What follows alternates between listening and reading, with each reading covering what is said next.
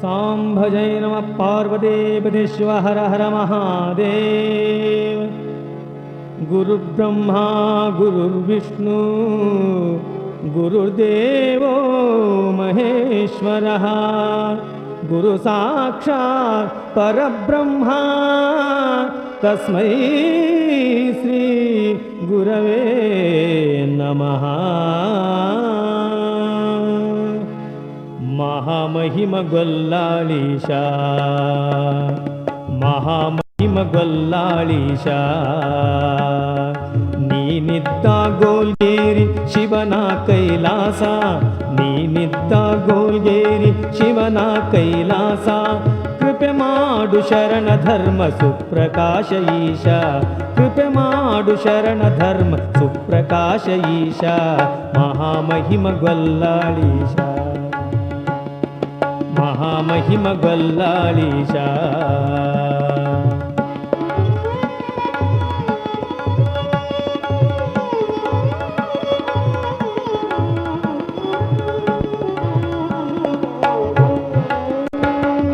ಗೋಲ್ಗೇರಿಯ ಅರಳು ಮಲ್ಲಿಗೆ ನೀನಾಗಿ ಅರಳಿ ಬಂದು ವೀರಶೈವ ಧರ್ಮ ಗಂಧ ಬೀರಿ, ಸರ್ವಧರ್ಮದವರಿಂದ ಶಿವನ ಸೇವೆ ಕೈಸಿ, ಶ್ರೀಶೈಲಲಿಂಗಕ್ಕೆ ಹೂವಾಗಿ ಮುದದಿ, ಶ್ರೀಶೈಲಲಿಂಗಕ್ಕೆ ಹೂವಾಗಿ ಮುದದಿ.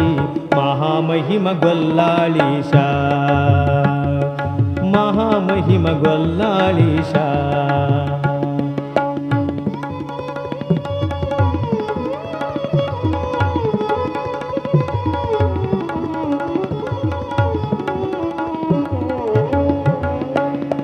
ಲಿಂಗಕ್ಕಾಗಿ ತಂದೆ ರುಂಡ ಚೆಂಡಾಡಿದೆ ನೀನು, ಲಿಂಗದಲ್ಲಿ ಶಿವನ ಕಂಡು ಕುಣಿದಾಡಿದೆ ನೀನು. ಲಿಂಗಕ್ಕಾಗಿ ತಂದೆ ರುಂಡ ಚೆಂಡಾಡಿದೆ ನೀನು, ಲಿಂಗದಲ್ಲಿ ಶಿವನ ಕಂಡು ಕುಣಿದಾಡಿದೆ ನೀನು. ಗೋಲಗೇರಿ ನಂದಾದೀಪವಾಗಿ ಬೆಳಗುವೆ ನೀನು, ಕಾಲ ಕಾಲದಲ್ಲಿ ಕರುಣೆ ಬೀರಿ ಪೊರೆವೆ ನೀನು, ಕಾಲ ಕಾಲದಲ್ಲಿ ಕರುಣೆ ಬೀರಿ ಪೊರೆವೆ ನೀನು. ಮಹಾಮಹಿಮ ಮಹಾಮಹಿಮಗೊಲ್ಲಾಳೀಶ. ನೀನಿದ್ದ ಗೋಲ್ಗೇರಿ ಶಿವನ ಕೈಲಾಸ, ನೀನಿದ್ದ ಗೋಲ್ಗೇರಿ ಶಿವನ ಕೈಲಾಸ. ಕೃಪೆ ಮಾಡು ಶರಣ ಧರ್ಮ ಸುಪ್ರಕಾಶ ಈಶ, ಕೃಪೆ ಮಾಡು ಶರಣ ಧರ್ಮ ಸುಪ್ರಕಾಶ ಈಶ. ಮಹಾಮಹಿಮಗೊಲ್ಲಾಳೀಶ ಮಹಾಮಹಿಮಗೊಲ್ಲಾಳೀಶ. ಶ್ರೀ ಗುರುಭ್ಯೋ ನಮಃ. ಕೀರ್ತನಾರಂಭ ಕಾಲದಲ್ಲಿ ಜಗದೊಡೆಯನಾದ ಭಗವಂತನನ್ನು ಸ್ಮರಿಸಿಕೊಂಡು ಆರಾಧ್ಯ ಗುರು ಪರಮಪೂಜ್ಯ ಪುಟ್ಟರಾಜ ಗುರುವರರ ಶ್ರೀಚರಣವನ್ನು ಮಸ್ತಕದ ಮೇಲೆ ಹೊತ್ತುಕೊಂಡು ಚರಿತ್ರ ನಾಯಕರು ಪವಾಡ ಪುರುಷರು ಮಹಾಮಹಿಮರಾಗಿರುವಂಥ ಗೋಲ್ಗೇರಿಯ ಗೊಲ್ಲಾಳೇಶ್ವರರ ಶ್ರೀಪಾದಕ್ಕೆ ಅನಂತ ನಮನಗಳನ್ನು ಸಲ್ಲಿಸಿ ಪೂರ್ವ ಪೀಠಿಗೆಯಲ್ಲಿ ಮಹಾತ್ಮರು ನಮಗಾಗಿ ಅಪ್ಪಣೆ ಮಾಡುತ್ತಾರೆ. ವ್ಯಾಧನೊಂದು ಮಲವ ತಂದರೆ ಸಲುವ ಹಾಗಕ್ಕೆ ಬಲುವರಯ್ಯ, ನೆಲನಾಳ್ದನ ಹೆಣನಂದರೆ ಒಂದಡಕೆಗೆ ಕೊಂಬುವರಿಲ್ಲ ನೋಡಯ್ಯ. ಮೊಲನಿಂದ ಕಡು ಕಷ್ಟ ನರನ ಬಾಳ್ವೆ ಸಲೆನಂಬೋ ಕೂಡಲ ಸಂಗಮದೇವ ಎಂದು ಹೇಳುತ್ತಾರೆ. ಈ ಮನುಷ್ಯ ದೇಹ ಕ್ಷಣಭಂಗುರವಾದದ್ದು ಅಷ್ಟೇ ಅಲ್ಲ, ಇದು ಅಂತ್ಯದಲ್ಲಿ ಬಹು ನಿಷ್ಪ್ರಯೋಜನವಾಗಿದೆ. ಆದ ಕಾರಣ ಈ ದೇಹವನ್ನು ಮೆಚ್ಚಿ ಇದರ ಪೋಷಣೆಯಲ್ಲಿ ಮಗ್ನರಾಗದೆ ಪರಮಾತ್ಮನಲ್ಲಿ ದೃಢಭಕ್ತಿಯನ್ನಿಟ್ಟುಕೊಂಡು ಆತ್ಮೋನ್ನತಿಯನ್ನು ಮಾಡಿಕೊಳ್ಳಬೇಕು. ಜೀವ ಇರುವ ತನಕ ಮಾನವನಿಗೆ ಬೆಲೆ ಇದೆ, ಜೀವ ಹೋದ ನಂತರ ಈ ದೇಹಕ್ಕೆ ಏನು ಬೆಲೆ ಇಲ್ಲ. ಬೇಡರವನು ಅಡವಿಗೆ ಹೋಗಿ ಒಂದು ಮಲವನ್ನು ಹೊಡೆದುಕೊಂಡು ಊರಲ್ಲಿ ಮಾರಲಿಕ್ಕೆ ಬಂದರೆ ಜೀವಂತವಿದ್ದರೆ ಸಾಕುವವರು ತೆಗೆದುಕೊಳ್ಳುತ್ತಾರೆ, ಸತ್ತಿದ್ದೀಯಾದರೆ ಮಾಂಸಾಹಾರಿಗಳು ಯೋಗ್ಯ ಬೆಲೆಯನ್ನು ಕೊಟ್ಟು ತೆಗೆದುಕೊಳ್ಳುತ್ತಾರೆ. ಆದರೆ ಭೂಮಿಗೆ ಒಡೆಯನಾದ ರಾಜನು ಸತ್ತರೆ ಆ ಹೆಣವನ್ನು ಒಂದು ಅಡಕೆಗೆ ತೆಗೆದುಕೊಳ್ಳುವುದಿಲ್ಲ. ಈ ದೇಹವು ಜೀವ ಹೋದ ನಂತರ ಮೊಲಕ್ಕಿಂತಲೂ ಕೀಳೆಂದು ತಿಳಿದುಕೊಂಡು ಜೀವ ಇರುವ ತನಕ ಒಳ್ಳೆ ಕಾರ್ಯವನ್ನು ಮಾಡಿ ಸಂತ ಮಹಂತರ ಶರಣರ ದಾಸವರೆಣ್ಯರ ಶಿವಯೋಗಿಗಳ ಚರಿತ್ರೆಯನ್ನು ಕೇಳಿ ಈ ಜನ್ಮವನ್ನು ಸಾರ್ಥಕ ಮಾಡಿಕೊಳ್ಳಬೇಕು ಮನುಷ್ಯ. ಅಂಥ ಮಹಿಮಾ ಪುರುಷರು ನಮ್ಮ ಕನ್ನಡ ನಾಡಿನಲ್ಲಿ ಆಗಿ ಹೋಗಿದ್ದಾರೆ ಎಂದು ಪ್ರಶ್ನೆ ಹಾಕಿಕೊಂಡರೆ ಅಂಥ ಮಹಿಮಾ ಪುರುಷರು ಅನೇಕರಾಗಿ ಹೋಗಿದ್ದಾರೆ. ಅಂಥವರಲ್ಲಿ ಮಾನುಭಾವಿ ಎಂದರೆ ಕುರಿಯ ಹಿಕ್ಕಿಯಲ್ಲಿ ಲಿಂಗವನ್ನು ಕಂಡಿರುವಂಥ ಮಲ್ಲಿಕಾರ್ಜುನ ನಂಬಿ ಈ ಭವವನ್ನೇ ಗೆದ್ದಿರತಕ್ಕಂಥ ಮಾನುಭಾವಿ ಲಿಂಗವೇ ತಾನಾದ ಮಹಾಲಿಂಗ ಮೂರುತಿ ಗೋಲಿಗೇರಿ ಗೊಲ್ಲಾಳೇಶ್ವರರು ಒಬ್ಬರು. ಅಂಥ ಮಹಿಮರ ಚರಿತ್ರೆಯನ್ನು ಭಕ್ತಿಯಿಂದ ನಾವು ಕೇಳಬೇಕು. ಮೊದಲು ನಮಗೆ ಭಕ್ತಿ ಬೇಕು. ಭಕ್ತಿ ಇರದಿದ್ದರೆ ಏನೂ ಸಾಧ್ಯ ಇಲ್ಲ. ಒಬ್ಬ ತಿಮ್ಮ ಅಂತ ಇದ್ದ, ಸ್ವಾಮಿಗಳ ಹತ್ರ ಹೋಗಿದ್ದ, ನಮಸ್ಕಾರ ಮಾಡ್ತಾನೆ. ಸ್ವಾಮಿಗಳು ಕೇಳ್ತಾ ಇದ್ದಾರಪ್ಪ ನಿನಗೇನು ಬೇಕು ಅಂತ ಕೇಳಿದ್ರು. ಆತ ಹೇಳ್ತಾನೆ ನನಗೆ ಮಕ್ಕಳು ಬೇಕು ಅಂದ. ಸ್ವಾಮಿಗಳು ಹೇಳ್ತಾರೆ 11 ಅಮಾವಾಸ್ಯೆ ಬಾ, ಕಾಯಿ ಬಡಿ, ಕರ್ಪೂರ ಹಚ್ಚು, ದೀಪ ಬೆಳಗು, ಧೂಪ ಬೆಳಗು, ಕಾಣಿಕ ಕೊಡು, ನಮಸ್ಕಾರ ಮಾಡು, ಮಕ್ಕಳಾಗ್ತವೆ ಅಂತ ಹೇಳಿದರು. ತಿಮ್ಮ 11 ಅಮಾವಾಸ್ಯೆ ಬಂದಿದ್ದಾನೆ, ನಮಸ್ಕಾರ ಮಾಡಿದ್ದಾನೆ, ಎಲ್ಲ ನಿಯಮಗಳನ್ನು ಮಾಡಿದ್ದಾನೆ. 12ನೇ ಅಮಾವಾಸ್ಯೆ ಬಂದ. ಸ್ವಾಮಿಗಳೇ ನನ್ನ ಮಕ್ಕಳೇ ಆಗಿಲ್ಲ ಅಂತ. ಸ್ವಾಮಿಗಳು ಹೇಳ್ತಾರೆ 11 ಅಮಾವಾಸ್ಯೆ ಬಂದೀಯಾ? ಬಂದಿನ್ರಿ. ಕಾಯಿ ಹೊಡೆದಿನ್ರಿ, ದೀಪ ಬೆಳಗಿನ್ರಿ, ಧೂಪ ಹಚ್ಚಿನ್ರಿ, ಕಾಣಿಕ ಕೊಟ್ಟಿನ್ರಿ, ಮಕ್ಕಳಾಗಿಲ್ಲೇನು? ಆಗಿಲ್ಲ. ಅಲ್ಲೋ ಈ ಮಠಕ್ಕೆ ಯಾರು ನಡ್ಕೊಂಡ್ರೆ ಎಲ್ಲರಿಗೆ ಆಗ್ಯಾವ, ನಿನಗೆ ಯಾಕೆ ಆಗಿಲ್ಲ? ಏನೂ ಆಗೇ ಇಲ್ಲ ನೋಡ್ರಿ ಅಂತ. ಹಾಗಾದರೆ ಮದುವೆಯಾಗಿ ಎಷ್ಟು ದಿವಸ ಆಯಿತು ಅಂತ ಕೇಳಿದ್ರು. ಸ್ವಾಮಿ ನನಗೆ ಇನ್ನೂ ಮದುವೆನೇ ಇಲ್ಲ ಅಂತ ಹೇಳಿದ್ರು. ಮದುವೆಯಾಗದೆ ಮಕ್ಕಳಾಗುವುದಿಲ್ಲ, ಭಕ್ತಿ ಇಲ್ಲದೆ ಮುಕ್ತಿ ಇಲ್ಲ. ಅದಕ್ಕೆ ಬಸವೇಶ್ವರ ಹೇಳ್ತಾರೆ, ನಾದ ಪ್ರಿಯ ಶಿವನೆಂಬರು ನಾದ ಪ್ರಿಯ ಶಿವನಲ್ಲವಯ್ಯ, ವೇದ ಪ್ರಿಯ ಶಿವನೆಂಬರು ವೇದ ಪ್ರಿಯ ಶಿವನಲ್ಲವಯ್ಯ. ನಾದವ ಮಾಡಿದ ರಾವಣನಿಗೆ ಆಯುಷ್ಯವಾಯಿತು, ವೇದವ ನೋದಿದ ಬ್ರಹ್ಮನ ಶಿರ ಹೋಯಿತು. ನಾದ ಪ್ರಿಯನೂ ಅಲ್ಲ, ವೇದ ಪ್ರಿಯನೂ ಅಲ್ಲ, ಭಕ್ತಿ ಪ್ರಿಯ ನಮ್ಮ ಕೂಡಲ ಸಂಗಮ ದೇವ ಅನ್ನುವಂತೆ ಅಂಥ ಭಕ್ತಿಯನ್ನಿಟ್ಟುಕೊಂಡು ಸುಕ್ಷೇತ್ರ ಗೊಲ್ಲಾಳೇಶ್ವರ ಚರಿತ್ರೆಯನ್ನು ನಾವು ನೀವೆಲ್ಲರೂ ಕೂಡಿ ಕೇಳಿ ಧನ್ಯರಾಗೋಣ. ಎಂದಿನಂತೆ ಕೈಲಾಸದಲ್ಲಿ ಪರಮಾತ್ಮನ ದಿವ್ಯ ಸನ್ನಿಧಿಯಲ್ಲಿ ದೇವಾದಿದೇವತೆಗಳು ತಮ್ಮ ಸುಮಧುರವಾದ ಕಂಠದಿಂದ ಆ ಭಗವಂತನನ್ನ ದಿವ್ಯನಾಮ ಸಂಕೀರ್ತನೆಯನ್ನ ಮಾಡ್ತಾ ಇದ್ದಾರೆ, ಕೊಂಡಾಡ್ತಾರೆ. ಏನೆಂದು ಕೊಂಡಾಡ್ತಾರೆ ಕೇಳೋಣ. ಏನೆಂದು ಕೊಂಡಾಡಲಿ ನಾನಿನ್ನ ಮಹಿಮೆ, ಏನೆಂದು ಕೊಂಡಾಡಲಿ. ವೈರಾಗ್ಯ ಭರಿತವು ಹರ ನಿನ್ನ ಲೀಲೆಯ, ವೈರಾಗ್ಯ ಭರಿತವು ಹರ ನಿನ್ನ ಲೀಲೆಯ. ಏನೆಂದು ಕೊಂಡಾಡಲಿ ನಾನಿನ್ನ ಮಹಿಮೆ, ಏನೆಂದು ಕೊಂಡಾಡಲಿ.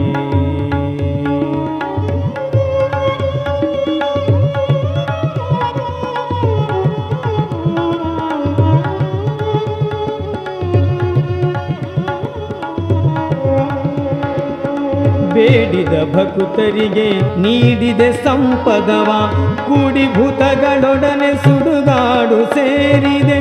ಪರಮಾಮೃತವನು ಸುರರ ಪಾಲಿಗೆ ಬಿಟ್ಟು ಘೋರ ವಿಷವ ಕುಡಿದು ಕೊರಳೋಳು ಧರಿಸಿದೆ. ಏನೆಂದು ಕೊಂಡಾಡಲಿ ನಾನಿನ್ನ ಮಹಿಮೆ, ಏನೆಂದು ಕೊಂಡಾಡಲಿ.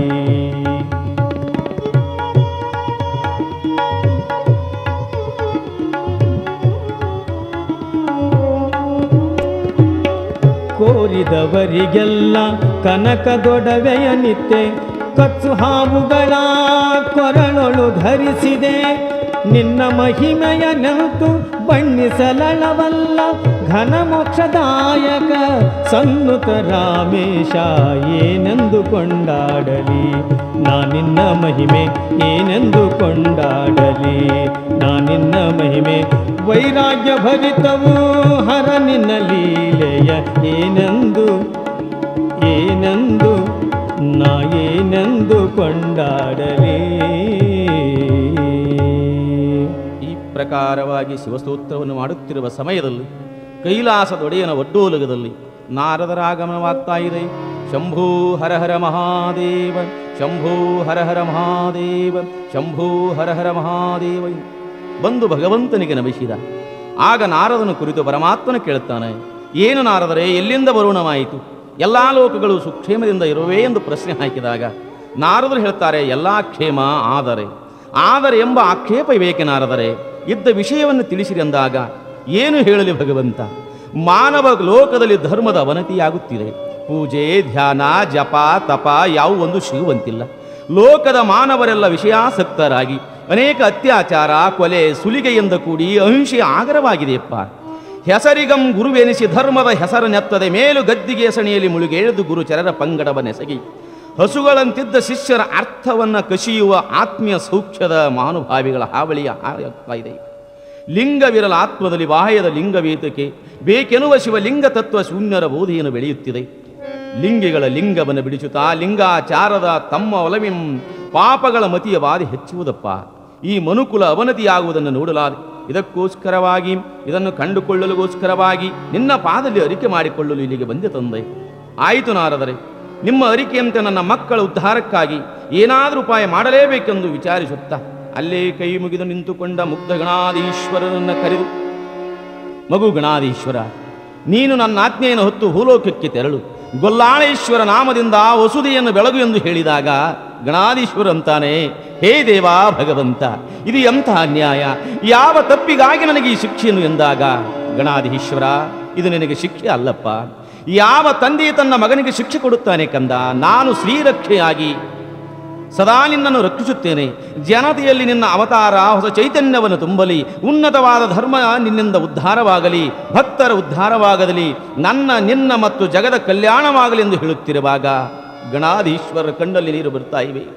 ಕಣ್ಣೀರವನ್ನು ಒರೆಸುತ್ತಾ ಗಣಾಧೀಶ್ವರನು ಕಂಡು ಮಹಾದೇವಂ ಮರುಗಿ, ಬೇಡನ್ನ ಕಂದ ನಿನ್ನೊಡನೆ ಬಪ್ಪೆಂ ಗಣಾಧೀಶ್ವರ, ನೋಡು ನಿನ್ನಾಣೆ ನಿನ್ನೊಡನೆ ಬಪ್ಪೆಂ, ನಿನ್ನ ಲಿಂಗಲಾರೆನು ಕಂದ ಬೇಡಯ್ಯ ಬೇಡ, ಹಿಂದೆಗೊಂಡು ಬಪ್ಪನಯ್ಯ ಸುಕೃತ ಸುದಿಯೇ, ನೆನೆಯ ಮುಂದಿರ್ದಬಂ ಕರದಡೆ ಓ ಎಂದೆಬಂ, ಮನದೊಳಗೆ ಕರದೊಳಗೆ ತನುವಿನೊಳಗಿರ್ದಂ, ನಿಂದಲ್ಲಿ ನಿಂದೆಬಂ ಬಿಟ್ಟುದಂ ಬಿಟ್ಟಬಂ, ನಡೆಯಯ್ಯ ನಡೆಮಗನೆ ಗೊಲ್ಲಾಳೇಶ ಗಣಾಧೀಶ್ವರನಾಗಿ ಜಗತ್ತಿನೊಳಗೆ ಬೆಳಗು ಎಂದು ಪಡವಿಗೆ ಅಧಿಪತಿಯಾಗಿ ಬಾಳೆಂದು ಆಶೀರ್ವದಿಸುತ್ತಿರುವಾಗ ಬೇಡವಾದ ಭಾರದ ಹೃದಯದಿಂದ ತಾಯಿಯ ಮನೆಯನ್ನು ಅಗಲರಾರದ ಮಗಳಂತೆ ಭಾವನೆಯನ್ನು ಹೊತ್ತು ಅನಿವಾರ್ಯವಾಗಿ ಲೋಕ ಕಲ್ಯಾಣಕ್ಕಾಗಿ ಗಣಾಧೀಶ್ವರನು ತಂದೆಯ ಆಜ್ಞೆಯನ್ನು ತಲೆ ಮೇಲೆ ಹೊತ್ತುಕೊಂಡು, ಹೇ ಪ್ರಭುವೇ, ನನ್ನ ಸ್ಥಾನ ಯಾವುದು, ಯಾವ ಶರಣ ದಂಪತಿಗಳ ಮಗನಾಗಿ ಜನಿಸಬೇಕೆಂದು ಕೇಳುತ್ತಿರುವಾಗ ಭಾರತ ದೇಶದ ಕಣ್ಣಾಗಿರುವ ಕನ್ನಡ ನಾಡಿನ ಬಿಜಾಪುರ ಜಿಲ್ಲೆಯೇ ಢವಳಾರ ಪಟ್ಟಣವಿದೆಯಪ್ಪ. ಅಲ್ಲಿ ಪುಣ್ಯವೇ ಹೆಣ್ಣಾದ ಹಾಲು ಗುರುಬರ ಮತದಲ್ಲಿ ಬಲ್ಲುಗ ದುಗ್ಗಳಿಯರೆಂಬ ದಂಪತಿಗಳು ಉದರದಲ್ಲಿ ಜನ್ಮ ತಾಳಿ ಮುಂದೆ ಜಗದಲ್ಲಿ ಭಕ್ತಿ ಬೀಜ ಬಿತ್ತಿ ಲಿಂಗಾಂಗ ಸಮರಸವಾಗಿ ಭೂಲೋಕದಲ್ಲಿ ಗೊಲ್ಲಾಳೇಶ್ವರನೆಂದು ಪ್ರಸಿದ್ಧಿಯನ್ನು ಪಡಿ ಮತ್ತೆ ನನ್ನ ಪಾದ ಕಾಣು ಎಂದು ಆಶೀರ್ವದಿಸಿದಾಗ ಶಿವಸಭೆಯು ಹರ್ಷೋದ್ಗಾರಗಳಿಂದ ಜೈ ಜೈಕಾರವನ್ನು ಮಾಡುತ್ತಾ ಹೂಮಳೆಗರಿದಾಗ ಮುಗ್ಧಗಣಾಧೀಶ್ವರನ ಕೈ ಮುಗಿದು ಲೀನವಾಗ್ತಾನೆ. ಇತ್ತ ಭೂಲೋಕದಲ್ಲಿ ಭಾರತ ದೇಶದಲ್ಲಿ ಕನ್ನಡ ನಾಡು ಬಹಳ ಪ್ರಸಿದ್ಧಿ ಹೊಂದಿದೆ. ಯಾಕೆಂದರೆ ಹುಟ್ಟು ತನ್ನ ಬಸುರಿನಲ್ಲಿಯೇ ಹುಟ್ಟು ನುಡಾಗಿದ್ದ ಕನ್ನಡ ಕಿಟ್ಟು ಕೀರ್ತಿಯ ಕಲಶವನ್ನು ಲೋಗರಿಗೆ ಲೇಸೆಪ್ಪ ತುಟ್ಟ ತುದಿ ವೇದಾರ್ಥವನ್ನೆಲ್ಲವನ್ನೊಟ್ಟುಗೂಡಿಸಿ ವಚನ ರೂಪದಿ ಕೊಟ್ಟ ಶರಣರ ಬಾಳ್ದು ಕರ್ನಾಟಕವು ಕಡಿಮೆಯೇ. ಅದಕ್ಕೋಸ್ಕರವಾಗಿ ನೀವೆಲ್ಲರೂ ಕನ್ನಡವನ್ನೇ ಮಾತನಾಡಬೇಕು. ಕೆಲವರು ಮಾತಾಡ್ತಾರೆ, ಇಂಗ್ಲೀಷ್ ಮಾತಾಡ್ತಿರ್ತಾರೆ. ಕನ್ನಡ ನಾಡಿನೊಳಗೆ ಹುಟ್ಟು ಒಬ್ಬನಿಗೆ ಯಾವನಿಗೆ ಚಟ ಆಗಿತ್ತಂತೆ ಇಂಗ್ಲೀಷ್ ಕಲಿಬೇಕಂತ. ಒಬ್ಬರ ಹತ್ತಿರ ಹೋಗ್ತಾನೆ, ಸ್ವಾಮಿ ನಾ ಇಂಗ್ಲೀಷ್ ಕಲಿಬೇಕಾಗ್ಯದ ಹೇಳುವಂದು. ಅವ್ರು ಹೇಳ್ತಾರೆ 3 ಶಬ್ದ ಹೇಳಿದ್ರು, ಎಸ್ ನೋ ಆಲ್ ರೈಟ್ ಅಂತ ಹೇಳಿದ್ರು. ಅವು 3 ಪ್ರಾಕ್ಟೀಸ್ ಮಾಡ್ತಾ ಇದ್ದ, ಎಸ್ ನೋ ಆಲ್ ರೈಟ್. ಯಾರಾದರೂ ಊಟ ಆತಂತ ಕೇಳಿದ್ರೆ ಎಸ್ ನೋ ಆಲ್ ರೈಟ್ ಅನ್ನೋ, ಊರಿಗೆ ಹೊರಟ್ರಿ ಅಂತ ಕೇಳಿದ್ರೆ ಎಸ್ ನೋ ಆಲ್ ರೈಟ್ ಅನ್ನೋ, ಮತ್ತು ಎಲ್ಲಿಗೆ ಬೇರೆ ಕಡೆ ಬಜಾರ್ದಲ್ಲಿ ಹೊರಟಿದ್ದೀರಾ ಎಸ್ ನೋ ಆಲ್ ರೈಟ್ ಅನ್ನೋ. ಹೀಗೇ ಪ್ರಾಕ್ಟೀಸ್ ಮಾಡ್ತಾ ಇದ್ದ. ಒಂದು ಸಲ ಅವ್ರ ಪಕ್ಕದ ಮನೆಗೆ ಕಳವಾಯ್ತಂತ. ಅವನಿಗೆ ಪೊಲೀಸರು ಹಿಡ್ಕೊಂಡು ಹೋಗ್ಯಾರ. ಅಲ್ಲೇ ಬಿಡಬೇಕಲ್ಲಿ ಚಟ, ಇಂಗ್ಲೀಷ್ ಚಟ ಬಿಡಲಿಲ್ಲ. ಕಳು ಮಾಡಿದ್ಯಾ ಅಂದ.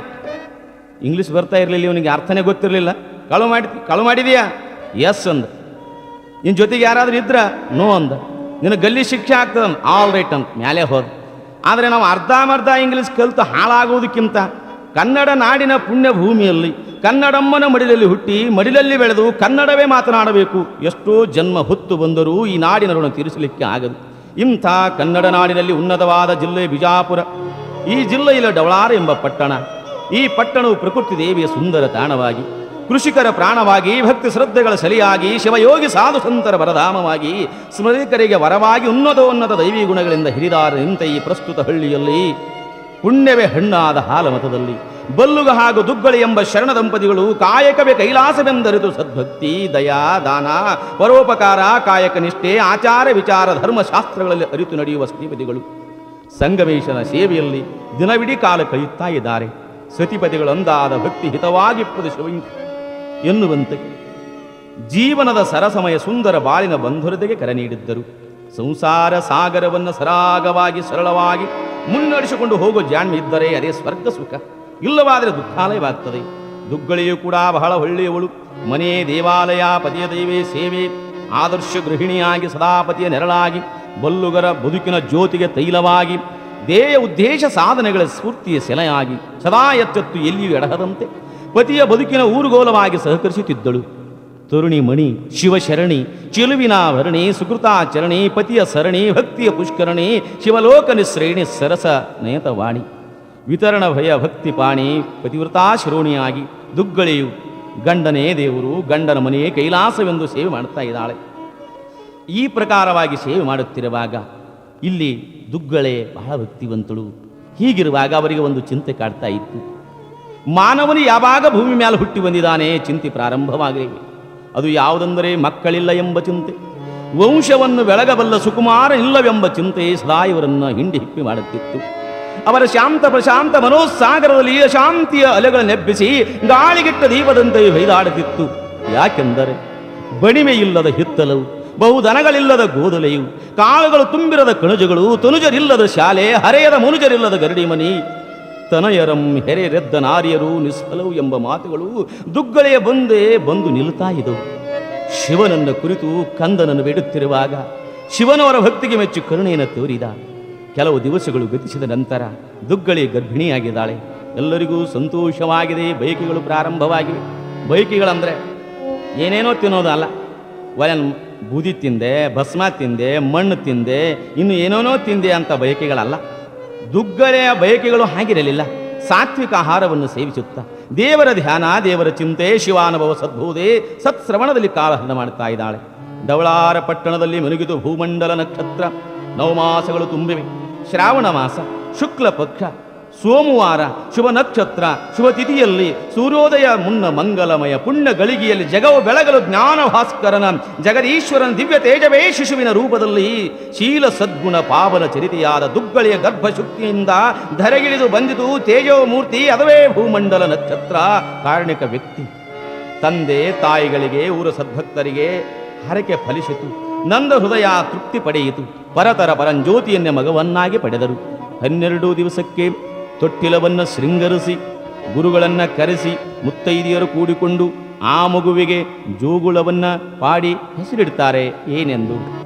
ಜೋ ಜೋ ಜೋ ಜೋ ಯೋಗಿ ಜೋ ಮಹಾಯೋಗಿ ಜೋ ಜೋ ಜೋ ಲಾಲಿ ಜೋ ಜೋ ಜೋ ಲಾಲಿ ಜೋ ಯೋಗಿ ಜೋ ಮಹಾಯೋಗಿ ಜೋ ಯೋಗಿ ಜೋ ಶಿವ ತೇಜ ಜೋ ಜೋ ಜೋ ಲಾಲಿ ಜೋ ಜೋ ಜೋ ಜೋ ಲಾಲಿ ಜೋ ಜೋ ತೂಗುವೆ ತೊಟ್ಟಿಲ ಕಂದ ಜೋ ತೂಗುವೆ ತೊಟ್ಟಿಲ ಕಂದ ಜೋ ಶಿವನ ಕಂದ ಭುವಿಗೆ ಬಂದ ಶ್ರೀಗಿರಿನಾಥ ರೂಪ ಜೋ ಶ್ರೀಗಿರಿನಾಥ ರೂಪ ಜೋ ಜೋ ಜೋ ಲಾಲಿ ಜೋ ಜೋ ಜೋ ಲಾಲಿ ಜೋ ಜೋ ಜೋ ಲಾಲಿ ಜೋ ಜೋ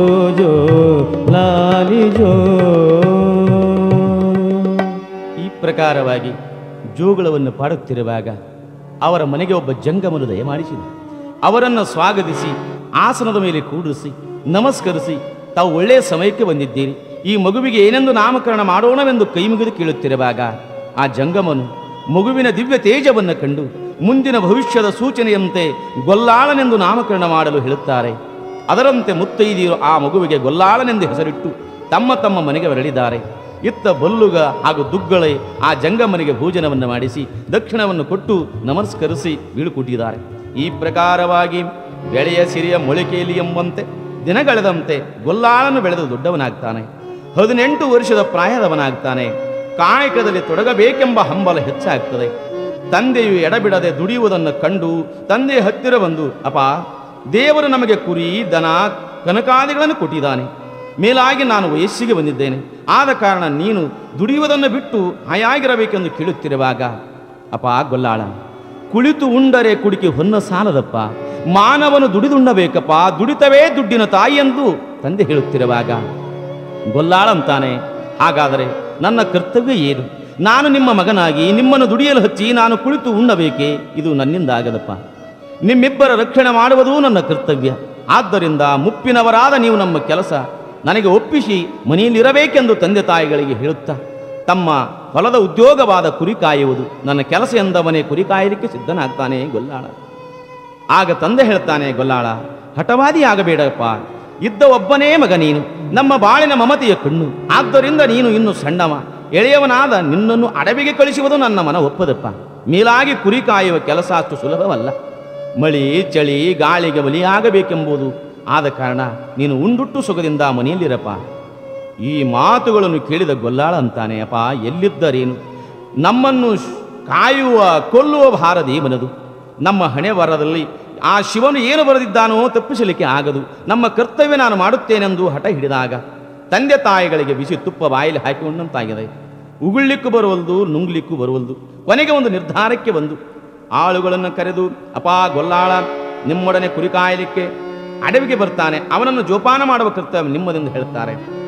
ಗೊಲ್ಲಾಳನ ಆನಂದಭರಿತನಾಗಿ ಟೊಂಕದಲ್ಲಿ ಕಠಾರಿ, ಕೈಯಲ್ಲಿ ಕೋಲ, ಕೊಡಲಿಗಳನ್ನು ಹಿಡಿದುಕೊಂಡು ಕುರಿಗಳನ್ನು ಮುಂದೆ ಮಾಡಿಕೊಂಡು ಆಳುಗಳ ಚೀರಾಟ, ನಾಯಿಗಳ ಓಡಾಟ, ಇಂಥ ಸಂಭ್ರಮದಿಂದ ಡಂಬಳ ಪಕ್ಕದಲ್ಲಿದ್ದ ಹಳ್ಳದ ದಡದಲ್ಲಿ ಬೀಡು ಬಿಟ್ಟ ಗೊಲ್ಲಾಳ ಮಗ್ಗಲಲ್ಲಿ ಕುರಿ ತರುವಲು ಹಟ್ಟಿ ಇತ್ತು. ಅವನು ಅಲ್ಲಿಯೇ ತನ್ನ ಆನಂದಗೋಸ್ಕರವಾಗಿ ಕೊಳಲನ್ನು ಊದುತ್ತಾ ಕುರಿಗಳೊಡನೆ ಆಡುತ್ತಾ ಕಾಲ ಕಳೆಯುತ್ತಿರುವಾಗ ಮುಂದೆ ಬಂದಿದೆ ಫಾಲ್ಗುಣ ಮಾಸ. ವಾಡಿಕೆಯಂತ ಶ್ರೀಗಿರಿಗೆ ಹೋಗುವ ಕಂಬಿಗಳು ಬರಹತ್ತಿವೆ. ಶ್ರೀಶೈಲಕ್ಕೆ ಹೋಗುವವರು ಭಕ್ತಿಯಿಂದ ಆ ಮಲ್ಲಯ್ಯನನ್ನು ಧ್ಯಾನ ಮಾಡ್ತಾರೆ. ಮಲ್ಲಯ್ಯ ಮಲ್ಲಯ್ಯ ಮಲ್ಲಯ್ಯ ಎಂದು ಭಜನೆ ಮಾಡ್ತಾರೆ. ಮಲ್ಲಯ್ಯ ಶ್ರೀಗಿರಿ ಮಲ್ಲಯ್ಯ, ಮಲ್ಲಯ್ಯ ಶ್ರೀಗಿರಿ ಮಲ್ಲಯ್ಯ, ಮಲ್ಲಯ್ಯ ಮಲ್ಲಯ್ಯ ಶ್ರೀಗಿರಿಯ ಮಲ್ಲಯ್ಯ, ಮಲ್ಲಯ್ಯ ಮಲ್ಲಯ್ಯ ಶ್ರೀಗಿರಿಯ ಮಲ್ಲಯ್ಯ. ಅಲ್ಲಿಗಿಲ್ಲಿ ಎಲ್ಲಲ್ಲಿ ತುಂಬಿರುವೆ ನೀನೇ ತಂದೆ ಮಲ್ಲಯ್ಯ, ಅಲ್ಲಿಗಿಲ್ಲಿ ಎಲ್ಲಲ್ಲಿ ತುಂಬಿರುವೆ ನೀನೇ ತಂದೆ ಮಲ್ಲಯ್ಯ. ಮಲ್ಲಯ್ಯ ಮಲ್ಲಯ್ಯ ಮಲ್ಲಯ್ಯ ಮಲ್ಲಯ್ಯ ಶ್ರೀಗಿರಿಯ ಮಲ್ಲಯ್ಯ, ಮಲ್ಲಯ್ಯ ಮಲ್ಲಯ್ಯ ಶ್ರೀಗಿರಿಯ ಮಲ್ಲಯ್ಯ.